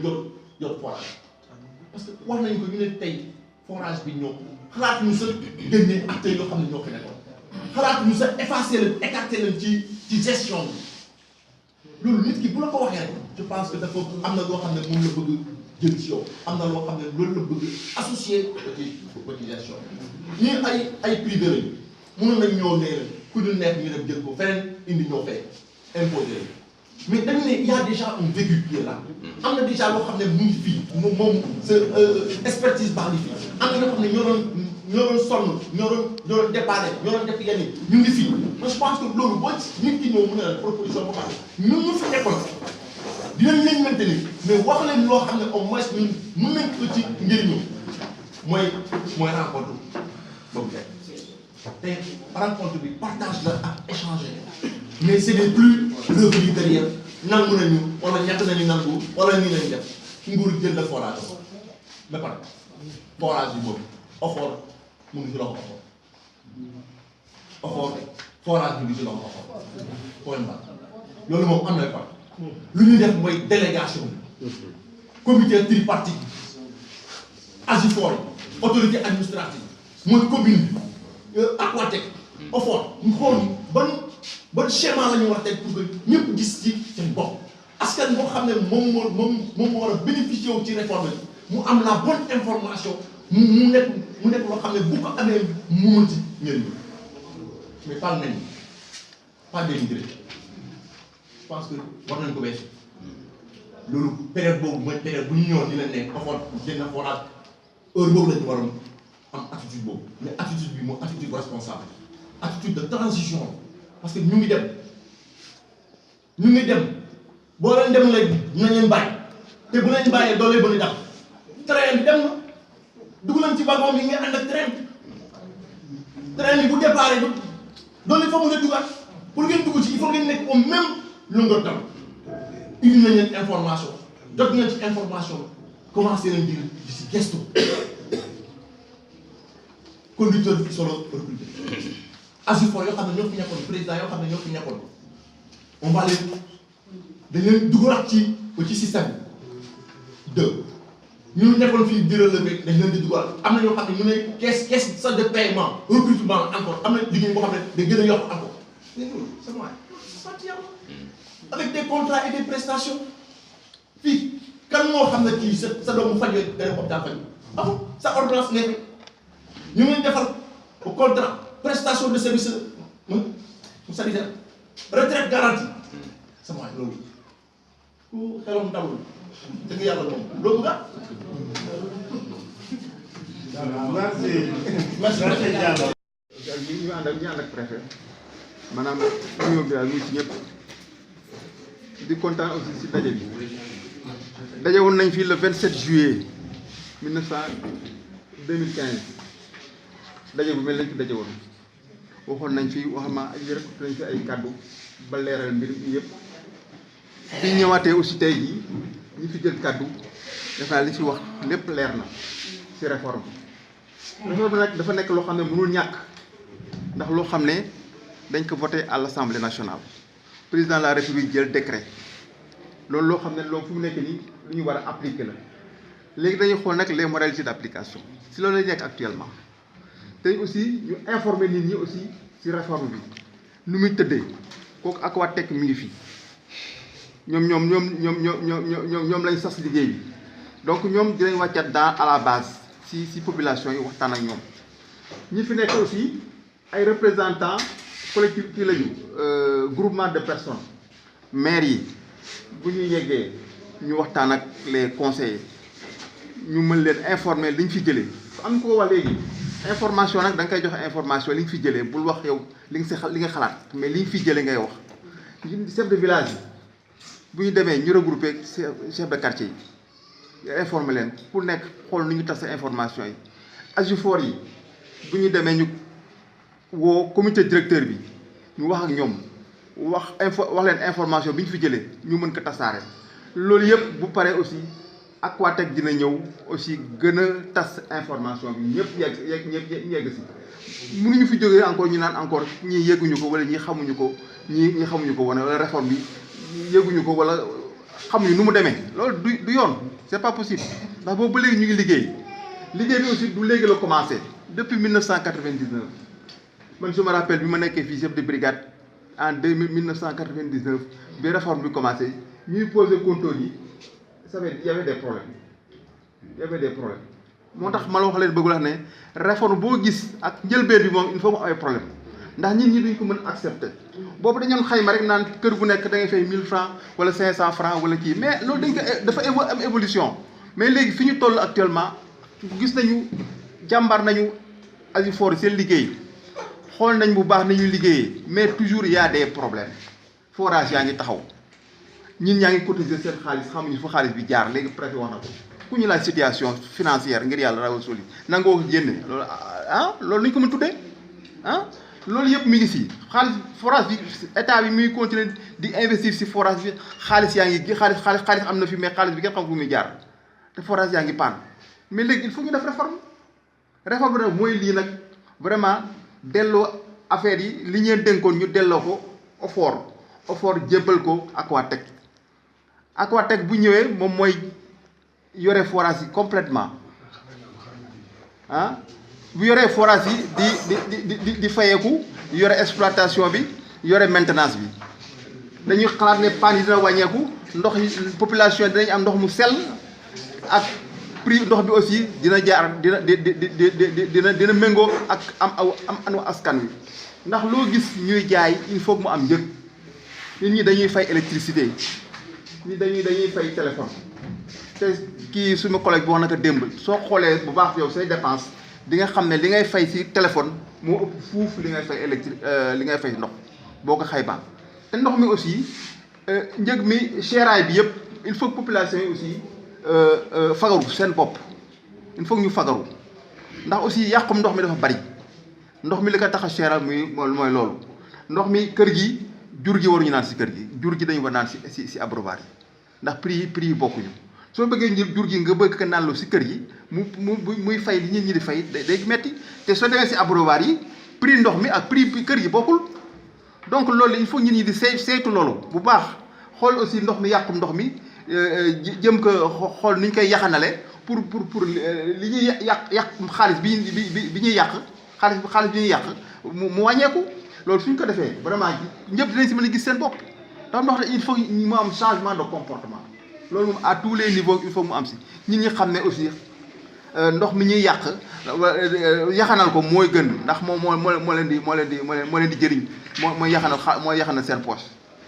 am na ku fi wax aussi affaire Barbafort bëggoon naa ci ñëwaat tuuti loolu vraiment mi ngi def ay confusion yu bari ndax Barbafort ak réforme bi du benn Barbafort projet la woon boo xam ne Belgique ñoo ko financé amoon na ci d'accord contrepartie sénégalaise mais projet boo gisee mu taxaw ñu njëlbeen bi dañuy teg ne projet bi lii la bëgg a def mais bu ñu demee ba ci biir aussi mën nañ ko réviser waat xoolaat possibilité projet bi xool li mu mën def exactement mais ambition projet bi moo doon loolu mais am na loo xam ne aussi projet bi def na ko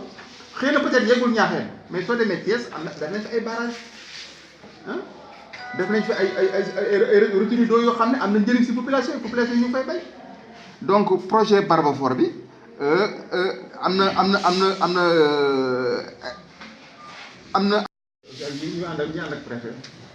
maanaam union bi daal muy ci ñëpp di kontaan aussi ci daje bi daje woon nañ fii le 27 juillet 2015 daje bu mel nañ fi daje woon waxoon nañ fi waxama ak rek nañ fi ay kàddu ba leeral mbir mi yëpp bi ñëwaatee aussi tey jii ñi fi jël kàddu def naa li ci wax lépp leer na ci réforme nag dafa nekk loo xam ne mënul ñàkk ndax loo xam ne dañ ko voté à l'Assemblée nationale président de la République jël décret loolu loo xam ne loolu fu mu nekk nii lu ñu war a appliquer la léegi dañuy xool nag les modalités d'application si loolu lay nekk actuellement te aussi ñu informer nit ñi aussi ci réforme bi nu muy tëddee kooku Aquatech mi ngi fi ñoom lañ sas liggéey bi donc ñoom dinañ wàccat dans à la base ci population yi waxtaan ak ñoom ñi fi nekk aussi ay représentants collectif kii lañu groupement de personnes maires yi bu ñu yeggee ñu waxtaan ak les conseillers ñu mën leen informer li ñu fi jëlee am ko wax léegi information nag da nga koy joxe information li nga fi jëlee bul wax yow li nga xalaat mais li nga fi jëlee ngay wax chef de village yi bu ñu demee ñu regrouper chef de quartier yi informer leen pour nekk xool nu ñu tas information yi AGIFOR yi bu ñu demee ñu woo comité directeur bi ñu wax ak ñoom wax leen information bi ñu fi jëlee ñu mën ko tasaare loolu yëpp bu paree aussi Aquatech dina ñëw aussi gën a tas information bi ñëpp yegg si mënuñu fi jógee encore ñu naan encore ñii yegguñu ko wala ñii xamuñu ko ñii xamuñu ko wala réforme bi yegguñu ko wala xamuñu nu mu demee loolu du yoon c'est pas possible ndax boobu ba léegi ñu ngi liggéey bi aussi du léegi la commencé depuis 1999 man je me rappelle bi ma nekkee fii chef de brigade en 1999 bi réforme bi commencé ñuy poser compteur yi y avait des problèmes moo tax ma la wax leen bëgg wax ne réforme boo gis ak njëlbeen bi moom il faut mu am ay problème ndax nit ñi duñ ko mën accepter boobu dañoon xayma rek naan kër gu nekk da ngay fay 1000 francs wala 500 francs wala kii mais loolu dañ ko dafa am évolution mais léegi fi ñu toll actuellement gis nañu jàmbar nañu Asifor seen liggéey xool nañ bu baax nañuy liggéeyee mais toujours y a des problèmes forage yaa ngi taxaw ñun ñaa ngi cotiser seen xaalis xamuñu fa xaalis bi jaar léegi préfet wax na ko ku ñu laaj situation financière ngir yàlla rawal soli nangoo génne loolu loolu lañ ko mën tuddee loolu yëpp mi ngi si xaalis forage bi état bi muy continuer di investir si forage bi xaalis yaa ngi xaalis am na fi mais xaalis bi kenn xam fu muy jaar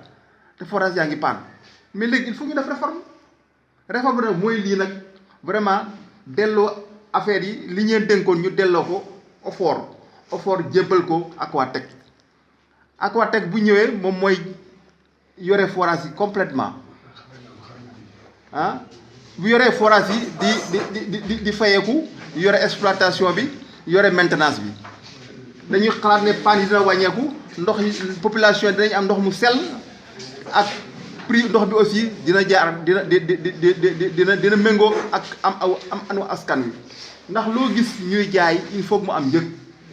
nit ñi dañuy fay électricité nit dañuy fay téléphone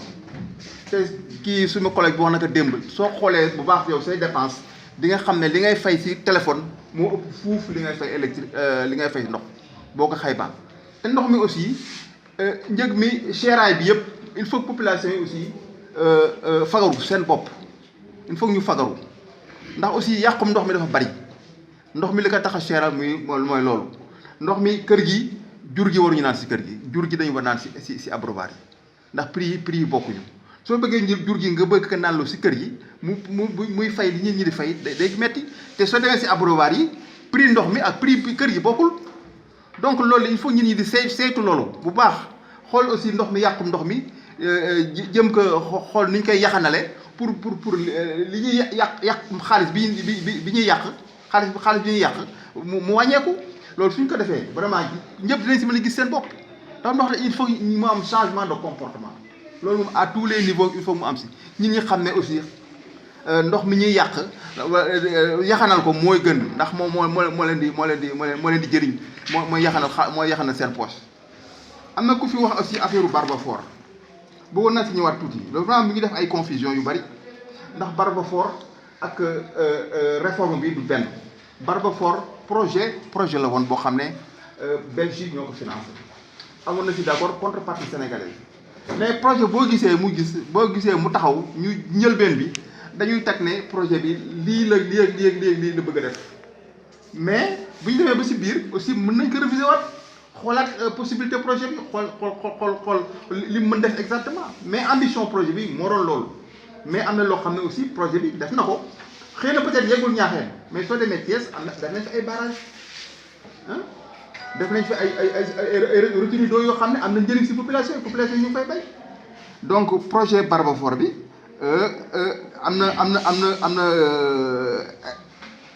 am na ay question loolu lu war la koo ñëw nekk yow kat li nga doon doxe da nga ko war a changer bu dee kuy xalaat dana toog dal wax ne waa li nga ma indee lan la ndax du jur lii ndax du def lii sama ëllëg lan lay nekk kooku c'est normal te loolu lañ doon xaar moo tax ma ne li ma fi dégg dal na xel ci aussi nekkul loo xam ne jaaxal nañ di gërëm nag ñi fi jël kàddu yëpp dégg nañu wax yi di rafetlu vraiment kàddu yi fi génn léeg-léeg sax am na ñoo xam ne dañu wax xol waaye ça se comprend dafa fekk ne fi ñu toll si mbirum ndox la rek comprendre nañ leen du nekkul loo xam ne kii na leen si waaye dañuy comprendre fi ñu toll si liggéey bi mais li am solo rek mooy wax bu nekk ñu segg li si am njëriñ li nga xam ne buñ ko jëlee togg ko xalaas dina mën a amal njëriñ askan bi loolu rek mu am solo wax nit mën na wax ba pare nga la sa am solo dëgg bu bëri nit mën na wax aussi lépp lu mu wax lépp am solo waaye li am solo rek mooy ñu fexe ba ku si nekk ñun ñëpp muy mën ak muy sa morom ku si nekk bu waxee pare rek ñu jël li si am solo parce que loolu moo ñu mën a jëriñ moom la ñu mën a wax bu fekkee ñibbi nañu ëllëg si gox ba bu fekkee dañu war a wax ak ña fa des loolu lañ leen war a yóbbu mais yenn wax yëpp jarul du ko jar parce que du am njëriñ du defar te lu dul defar amul njëriñ parce que bu ñu dee ba ñëw fii tey waxtaan ak askan bi dañu bëgg lépp lu fi wax mu nekk loo xam ne bu ñu ko jëlee dana tax ba li ñuy def gën a baax tax ba du ñu def yenn erreur yi loolu rek moo ñu tax a ñëw dégg naa sànq benn kàddu ñu ne OFOR dafay jël forage yi dëgg la day jël forage yi waxin la waaye ma fàttali ne OFOR moom moo yor forage foo ñu xam loolu nag forage doxalin forage gestion forage OFOR la ko nguur gi dënku ko ASIFOR dënku ko maire OFOR moo yor gestion des forages en milieu rural kooku loi moo ko accordé nguur moo ko fi teg par loi ñu voté ak assemblée député yi dem woote nee na ñu créé OFOR ñëw ñu supprimer direction exploitation maintenance mais OFOR léegi lépp loo xam ne mooy doxaluñu forage gestion patrimoine lépp luy jumtuwaay nekk ci àll bi jëm ci ndox mi yaa yore gestion donc OFOR mosu jóg nekkul dañoo jël dafa nekk moom moo ko yore tey responsabilité la lu si mënti xew ci doxaluñu forage tey OFOR moo war a taxaw loolu tey forage bi taxawee bu si ASIFOR mënul dara OFOR nga jël ku soxla ndox te dëkk amoo ko OFOR nga jël donc OFOR moo yore mbirum forage léegi nag wax nañ ko fii dañu nekkoon si réforme ñu nekk ba léegi te bañ ko sosee ak léegi dafa yàggat du tey wax nañ ko fii premier forage njëkk yi ñu réalisé Sénégal 1948 man boobu man gudd boobu man 1948 ba léegi forage am na Sénégal ñu ngi gérer forage façon gestion bu nekk la gis nañ ko façon gestion bu nekk et gestion boo ko xoolee tey fa ñu nekkoon avant 84 ba ñu ñëw ba 96 bi ñu créé Régifor 99 mais léegi dañu commencé teg ay compteurs commencé créer ASIFOR mais kii wax na ko léegi fii Thiès la ko fekk am na ñu bëri dañu bañoon compteur kenn nangu ko ñu bëri si forage ba ñu bañoon compteur ne dañ ne leen bàyyi rek ñu def seen cotisation 500 francs kër gu nekk 500 kër gu nekk 1000 francs ñu bëri dañu bañoon ñeneen ñoo waxee compteur ñu ne moom compteur du dugg du suñu njëriñ pourtant tey amul kenn ku ñu ne taxaw fii ne compteur ak du njëriñ kii forage amul kenn ku mën a wax te pourtant ba mu ñëwee da nga bañoon te réforme la woon réforme moo ko indi woon parce que xooloon nañ ne ndox mi nga koy jëfandikoo fay ñu ko day gis nit am fanweeri borom kër bu am fanweeri nit si biir këram di fay ñaar téeméer nit am soxna am ñaari doom di fay ñaar téeméer ngeen yéen a yem ngeen si loolu mooy réforme parce que état gis-gis la vision la moom day xool lu ñëwagul wala xool situation bi tey fi mu toll mu xam ne tel problème am na responsabilité pour mu ñëw jël ay pexe pour mën a régler problème boobu balaa ñuy jëm si mu gën a kii réforme bi jóge na foofu ñu teg compteur yi teg ASIFOR mais boo xoolee keroog réforme bañ koy wax en 1999 ak Régifor si région Thiès déjà xaw ma am nañu am chance exploiter les documents de la réforme mais affaire OFOR waxoon nañ ko boobu waxuñoo tudd woon OFOR nii dana am lu sax suñu tudd OFOR waxuñu ko waaye waxoon nañ ne fa ñu jëm dana dem ba si yàgg war nañ teg kuréel bu gën a dëgër di fi nekk pour say forage ba pare war nañu fexe ba dugal privé yooyu kooku déjà waxoon nañ ko en 99 dañu waxoon ne 3 principes la 3 principes mooy représentativité fexe ba kuréel yi yor forage muy ak gox yi ku si nekk gis sa bopp maanaam ñu def bu ñuy fal dañ ko fay sa élection mu am transparence ci gestion loolu ay principe la woon maanaam doxalin ASIFOR loolu tënku woon benn bu ñuy fal na si ñëpp gis seen bopp association des femmes des jeunes éleveurs maraîchage dëkk bu nekk nag am représentant si comité directeur loolu lan la woon représentativité démocratie dans l'élection des membres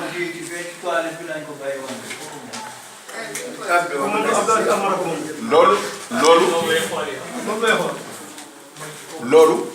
réforme boo xool réforme bu njëkk ba 99 loolu la waxoon moom la jëkkoon teg ci Alifoy tey bu doon xayma doxinu Alifoy ponk yooyu moo wax nii muy fexe ba Alifoy bu nekk ñan fay fal mu nekk ñi nga xam ne nit ñi ñoo nangu ne ñi ñoo ñu toogal ñu fexe ba aussi nanuy doxe ñu fexe ba saa yu nekk kii am na ko fi wax fii weer bu nekk war na ndaje comité directeur bi toog di wax ay question loolu lu war la koo ñëw nekk yow kat li nga doon doxe da nga ko war a changer bu dee kuy xalaat dana toog dal wax ne waa li nga ma indee lan la ndax du jur lii ndax du def lii sama ëllëg lan lay nekk kooku c'est normal te loolu lañ doon xaar moo tax ma ne li ma fi dégg dal na xel ci aussi nekkul loo xam ne jaaxal nañ di gërëm nag ñi fi jël kàddu yëpp dégg nañu wax yi di rafetlu vraiment kàddu yi fi génn léeg-léeg sax am na ñoo xam ne dañu wax xol waaye ça se comprend dafa fekk ne fi ñu toll si mbirum ndox la rek comprendre nañ leen du nekkul loo xam ne kii na leen waaye dañuy comprendre fi ñu toll si liggéey bi mais li am solo rek mooy wax bu nekk ñu segg li si am njëriñ li nga xam ne buñ ko jëlee togg ko xalaas dina mën a amal njëriñ askan bi loolu rek mu am solo wax nit mën na wax ba pare nga la sa am solo dëgg bu bëri nit mën na wax aussi lépp lu mu wax lépp am solo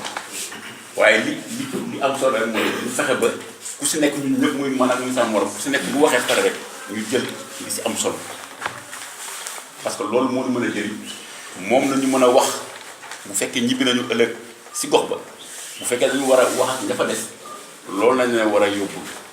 mais yenn wax yëpp jarul du ko jar parce que du am njëriñ du defar te lu dul defar amul njëriñ parce que bu ñu dee ba ñëw fii tey waxtaan ak askan bi dañu bëgg lépp lu ñu fi wax mu nekk loo xam ne bu ñu ko jëlee dana tax ba li ñuy def dina baax tax ba du ñu def yenn erreur yi loolu rek moo ñu tax a ñëw dégg naa sànq benn kàddu ñu ne OFOR dafay jël forage yi dëgg la day jël forage yi waxin la waaye ma fàttali ne OFOR moom moo yor forage foo ñu xam loolu nag forage doxalin forage gestion forage OFOR la ko nguur gi dënku ko Asifor dënku ko maire OFOR moo yor gestion des forages en milieu rural kooku loi moo ko accordé nguur moo ko fi teg par loi ñu voté ak assemblée député yi dem woote nee na ñu créé OFOR ñëw ñu supprimer direction exploitation maintenance mais OFOR léegi lépp loo xam ne mooy doxaluñu forage gestion patrimoine lépp luy jumtuwaay nekk ci àll bi jëm ci mbirum ndox mi yaa yore gestion donc OFOR mosu jóg nekkul dañoo jël dafa nekk moom moo ko yore tey responsabilité la lu si mënti xew ci doxaluñu forage tey OFOR moo war a taxaw loolu tey forage bu taxawee bu si Alifour mënul dara OFOR nga jëm ku soxla ndox te dëkk amoo ko OFOR nga jëm donc OFOR moo yore mbirum forage léegi nag wax nañ ko fii dañu nekkoon si réforme ñu nekk ba léegi te bañ ko sosee ak léegi dafa yàgg du tey wax nañ ko fii premier forage njëkk yi réalisé Sénégal 1948 man boobu man dugg ma 1948 ba léegi forage am na Sénégal ñu ngi gérer forage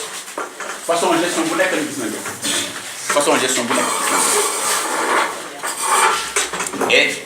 gestion boo ko xoolee tey fa ñu nekkoon avant 84 ba ñu ñëw ba 96 bi ñu créé Régifor 99 mais léegi dañu commencé teg ay compteurs commencé créer Asifor mais kii wax na ko léegi fii Thiès la ko fekk am na ñu bëri dañu bañoon compteur kenn nangu ko ñu bëri si forage ba ñu bañoon compteur ne dañ ne leen bàyyi rek ñu def seen cotisation 500 francs kër gu nekk 500 kër gu nekk 1000 francs ñu bëri rek bañoon ñeneen ñoo waxee compteur ñu la mukk compteur fi dugg du suñu njëriñ pourtant tey amul kenn ku ñu taxaw fii ne compteur ak bu njëriñ ci forage amul kenn ku ma la wax te pourtant ba mu ñëwee da nga ko bañoon te réforme la woon réforme moo ko indi woon parce que xooloon nañ ne ndox mi ña koy jëfandikoo fay ñu ko et gis nit am fanweeri nit borom kër bu am fanweeri nit si biir këram di fay ñaar téeméer nit am soxna am ñaari doom di fay ñaar téeméer ngeen yéen a yem ngeen ci loolu mooy réforme parce que état gis-gis la vision la moom day xool lu ñëwagul wala xool situation bi tey fi mu toll mu xam ne tel problème am na responsabilité pour mu ñëw jël ay pexe pour mën a régler problème boobu balaa ñuy jëm si mu gën a kii réforme bi jóge na foofu ñu teg compteur yi teg Asifor mais boo xoolee keroog réforme bañ koy wax en 1999 ak Asifor si région Thiès déjà xaw ma am nañu am chance exploiter les documents de la réforme mais affaire OFOR waxoon nañ ko boobu waxuñu woon tudd woon OFOR nii la dana am lu ñu sax suñu tudd OFOR waxuñu ko waaye waxoon nañ ne fa ñu jëm dana dem ba si yàgg war nañ teg kuréel bu gën a dëgër di ci nekk pour saytu xaraay ba pare war nañu fexe ba dugal privé ci yore yu baax yi kooku dèjà waxoon nañ ko en 99 dañu waxoon ne 3 principes la 3 principes mooy représentativité fexe ba kuréel yi yore forage muy agriculture yi ku si nekk gis sa bopp maanaam ñu def bu ñuy fal dañ ko fay sa élection mu am transparence ci gestion loolu ay principe la woon maanaam doxalin Asifor loolu tënku woon benn bu ñuy fal na si ñëpp gis seen bopp association des femmes des jeunes éleveurs maraîchage dëkk bu nekk nag am représentant si comité directeur loolu lan la woon représentativité démocratie dans l'élection des membres.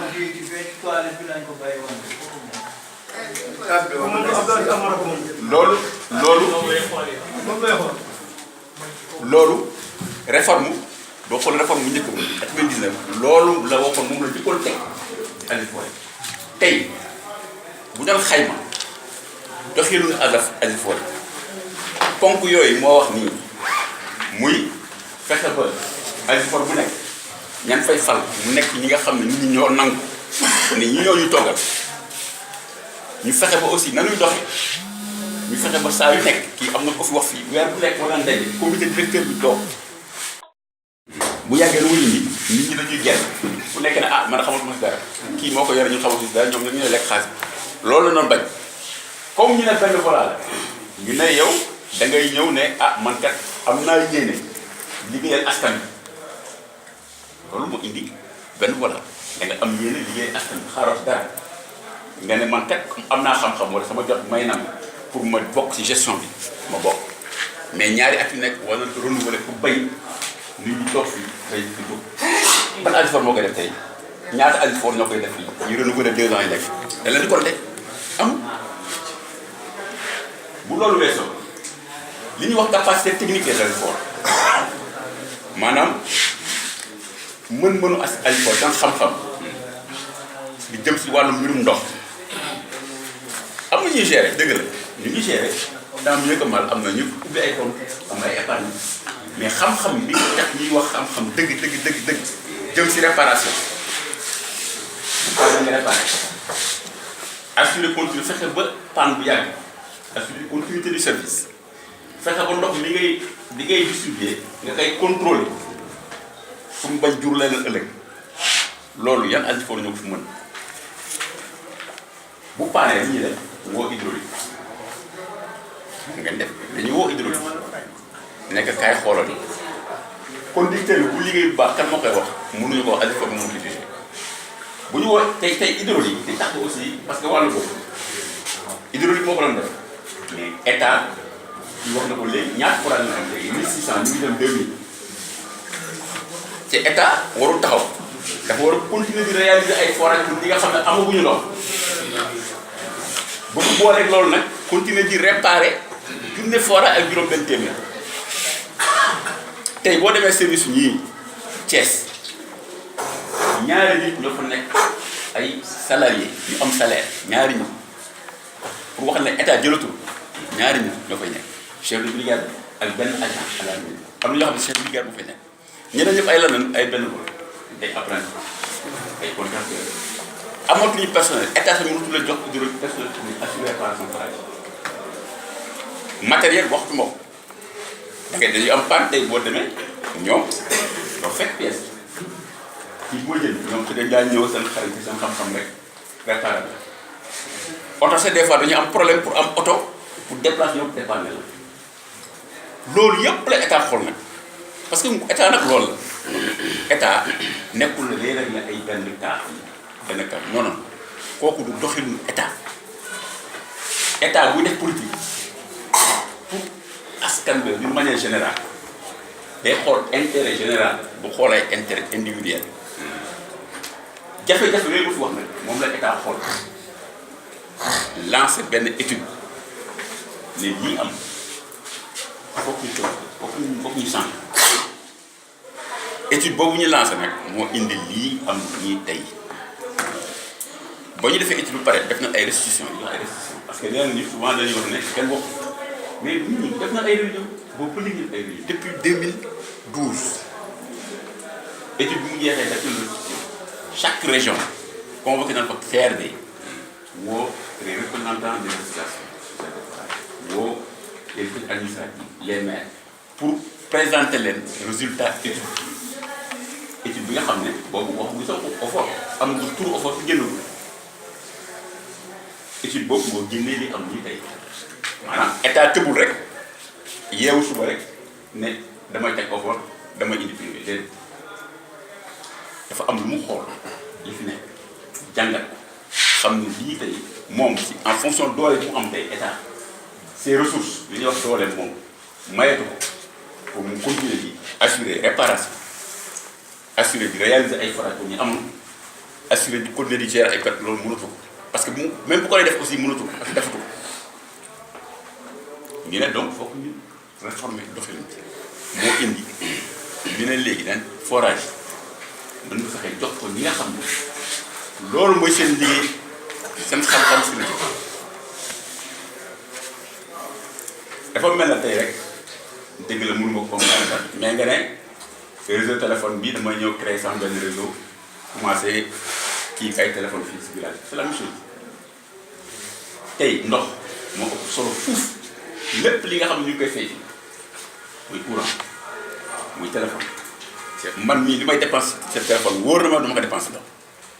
tey boo xooloon kër gu nekk ña fa dëkk ñi fi yor téléphone yëpp boo dajale woon liy dépense par weer ñu nga fay si ndox fu daan nangu ko dañ ko nangu di ko fay courant waxatuñ ko et pourtant ndox moo ëpp solo loolu fuuf tey bu ñu waree gérer ndox bu doon jox toute importance ndox nañ ko war a jox looloo indi ndox yi bii ko bi tey looloo indi OFOR looloo indi ñu ne nañ ko jox ñi nga xam ne seen liggéey la seen xam-xam loolu nag kii ba pare nag parce que jox ko privé tekkiwul ne OFOR dafa joxe forage déedéet parce que il faut ñu leeral lan mooy contrat d'affermage parce que li contrat d'affermage ñu koy maanaam contrat la boo xam ne day lëkkale OFOR ak privé mais OFOR moom patrimoine bi comme na ko waxee léegi lépp luy forage en milieu rural que ONG intervenir si un particulier intervenir dafay dugg si biir patrimoine état noonu la état di doxe loolu aussi foog mu leer tey boo demee si benn école nga jënd ñaari table banc ne dama ko def don dugal ko si biir classe moom moo toog table banc moom moo toog table banc boobu école moo ko moom bu def inventaire daf koy inventaire si matériel boo fa demee tabax benn classe moom moo toog classe même chose la nag forage boo fa ñëwee tey dafa jënd benn moteur teg fa nga ne dama am yéene dimbal sama askan jënd moteur teg fa moom moo toog moteur day dugg si biir patrimoine hydraulique gestion patrimoine boobu kooku OFOR moom mooy saytu patrimoine yooyu man lépp luy jumtuwaay équipement muy château d'eau forage équipement kooku OFOR moo ko yore OFOR nag moo décidé ne moom dafa bëgg jox ko ñi ko mën moom mu toog nag contrôler leen li mu leen jox lan la mooy exploitation bi joxu leen équipement yi mayu leen ko jaayu leen ko bu yàggee lu mu indi nit ñi dañuy genn bu nekk ne ah man xamatuma si dara kii moo ko yore ñu xamatu si dara ñoom ñu ne lekk xaalis loolu la noonu bañ comme ñu ne benn voilà la ñu ne yow da ngay ñëw ne ah man kat am naa yéene liggéeyal askan bi loolu moo indi benn voilà da nga am yéene liggéeyal askan bi xaaroo si dara nga ne man kat am naa xam-xam wala sama jot may na ma pour ma bokk ci gestion bi ma bokk mais ñaari at yu nekk wala renouveler pour bay nit ñi toog fii bay fi jóg ban Ajifor moo koy def tey ñaata Ajifor ñoo koy def fii ñu renouveler 2 ans yi nekk da leen di compter amul bu loolu weesoo li ñuy wax capacité technique des Ajifor maanaam mën-mënu Ajifor seen xam-xam li jëm si wàllu mbirum ndox am na ñuy gérer dëgg la ñu ngi gérer daa mu yëg mal am na ñu ubbi ay compte am ay épargne mais xam-xam bi tax ñuy wax xam-xam dëgg jëm si réparation bu nga réparé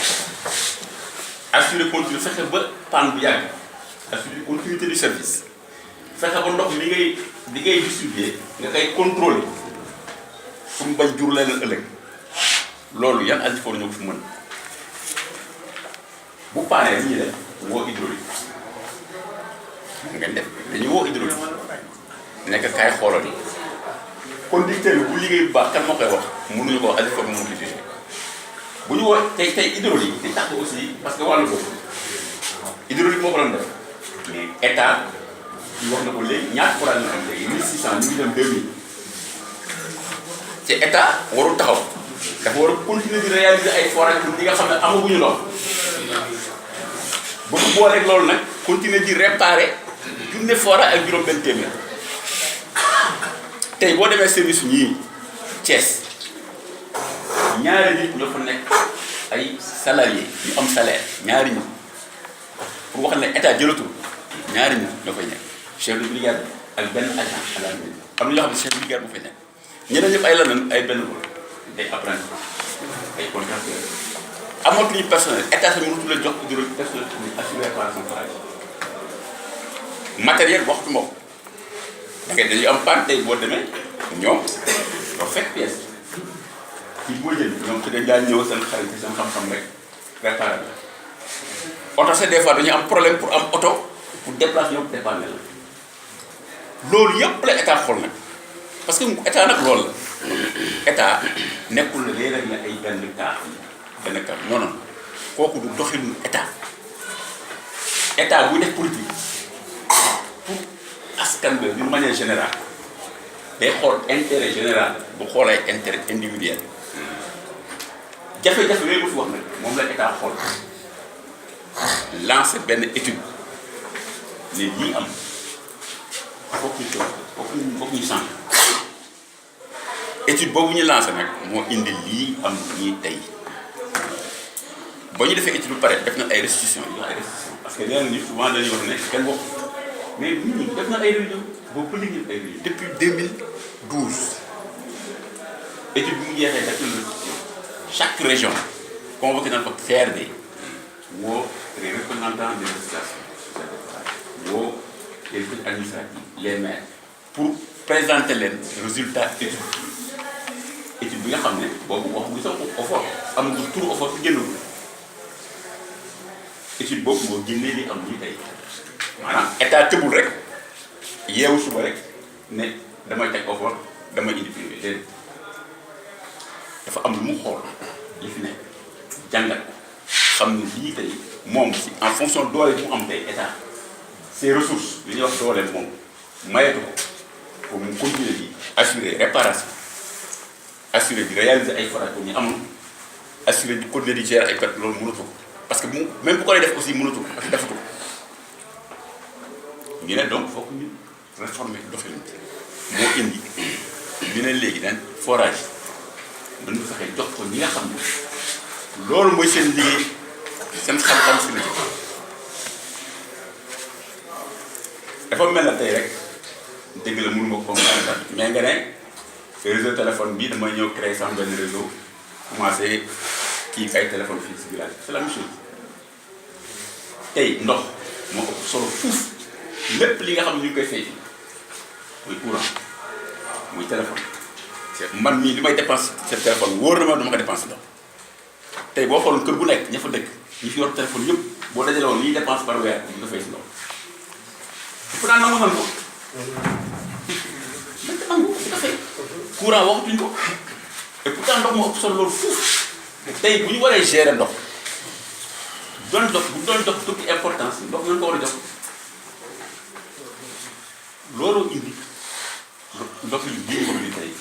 looloo indi OFOR looloo indi ñu ne nañ ko jox ñi nga xam ne seen liggéey la seen xam-xam si loolu la kii ba pare nag parce que jox ko privé tekkiwul de OFOR dafa joxe forage déedéet parce que il faut ñu leeral lan mooy contrat d'affermage parce que li contrat d'affermage ñu koy maanaam contrat la boo xam ne day lëkkale OFOR ak privé mais OFOR moom patrimoine bi comme noo ko waxee léegi lépp luy forage en milieu rural que ONG intervenir si un particulier intervenir dafay dugg si biir patrimoine état noonu la état di doxe loolu aussi foofu mu leer tey boo demee si benn école nga jënd ñaari table banc ne dama ko def don dugal ko si biir classe moom moo toog table banc moom moo toog table banc boobu école moo ko moom bu def inventaire daf koy inventaire si matériel boo fa demee tabax benn classe moom moo toog classe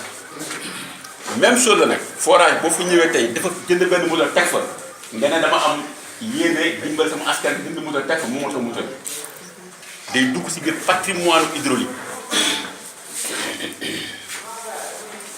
gestion patrimoine boobu kooku OFOR moom mooy saytu patrimoine hydraulique man lépp luy jumtuwaay équipement muy château d'eau forage équipement kooku OFOR moo ko yore OFOR nag moo décidé ne moom dafa bëgg jox ko ñi ko mën moom mu toog la contrôler li mu leen jox lan la mooy exploitation bi joxu leen équipement yi mayu leen ko jaayu leen ko. de patrimoine bi moom moo ñuy fixé prix yu ndox mi donc à ce niveau là man waruma leen sax tontu si loolu mais dama leen bëggoon leeral pour que boo leen leeral ngeen ne Aquatech prix yu ndox bi amul si benn responsabilité. promesse reprise de personnel man liggéeyuma fi dara fii kuy campagne mooy liggéey man dañ ma fal ba pare soxlawuma liggéey. dama ñëw seet si leen pour ne leen damay def te yéen laa bëgg a àndal pour def ko mais fan lañ ma ba pare kuy campagne kay moo ne bu boo leen ma falee naa def lii ak lii mais man fan lañ ma ba pare 2 ans élection campagne électorale 2 ans ma koy xeex ak ñi ba ñu jox ma ko jarul may liggéey mais dama ne liggéey bi dama ñëw pour nuyu leen présenter sama bopp présenter société bi ne leen nag yéen laa bëgg a liggéeyal nii laa xalaatee nii liggéey lii ñuy wax nii sax dañ koy wax nii rek parce que lii si ëpp solo mooy bu ñu déplacé wu ba ñëw seet si leen si dox yi si lañu mën a liggéey. donc man liggéeyuma fi dara amewuma fi kenn dara. Aquatech société buy liggéey effectivement pour gagner xaalis kii di def maraîchage pour jël béy dem jaayi pour gagner xaalis lii monsieur Diop wax si kii ñu teg yi ñu sas. ne serait-ce que pour téléphoner pour boo téléphoner mu am ku la wuyu service continuel mais dañuy fay ay nit salaire pour que ñu liggéey ko ñun ñoo koy génne du OFOR moo ñu koy jox ñun ñoo koy génne mais loolu bu ñu ko defee pour que parce que si kayit bi la bokk si suñu obligation la bokk mais dañuy génne xaalis vraiment société bu génnee xaalis conducteur de forage yaa ngi nii ak personnel u ASUFOR yi bu ñu leen jëlee bu dee ñun gañewu ñu xaalis mais ñoom seen liggéey ak ñun du bat sax 2 mois liggéey bi société bi rek pour ñu fay leen salaire nee naa leen conducteur forage man li ma bëgg li ma décidé ak ñoom te ñoom xam nañ ko parce que commencé naa liggéey ak ñoom te jëlaguma service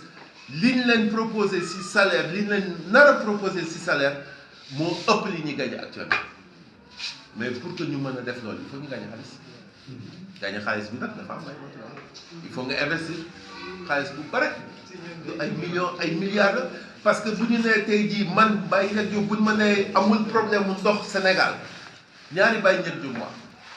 man miy jógee Diop fi ma jógee am na problème ndox ba ma amee problème ndox yàgg na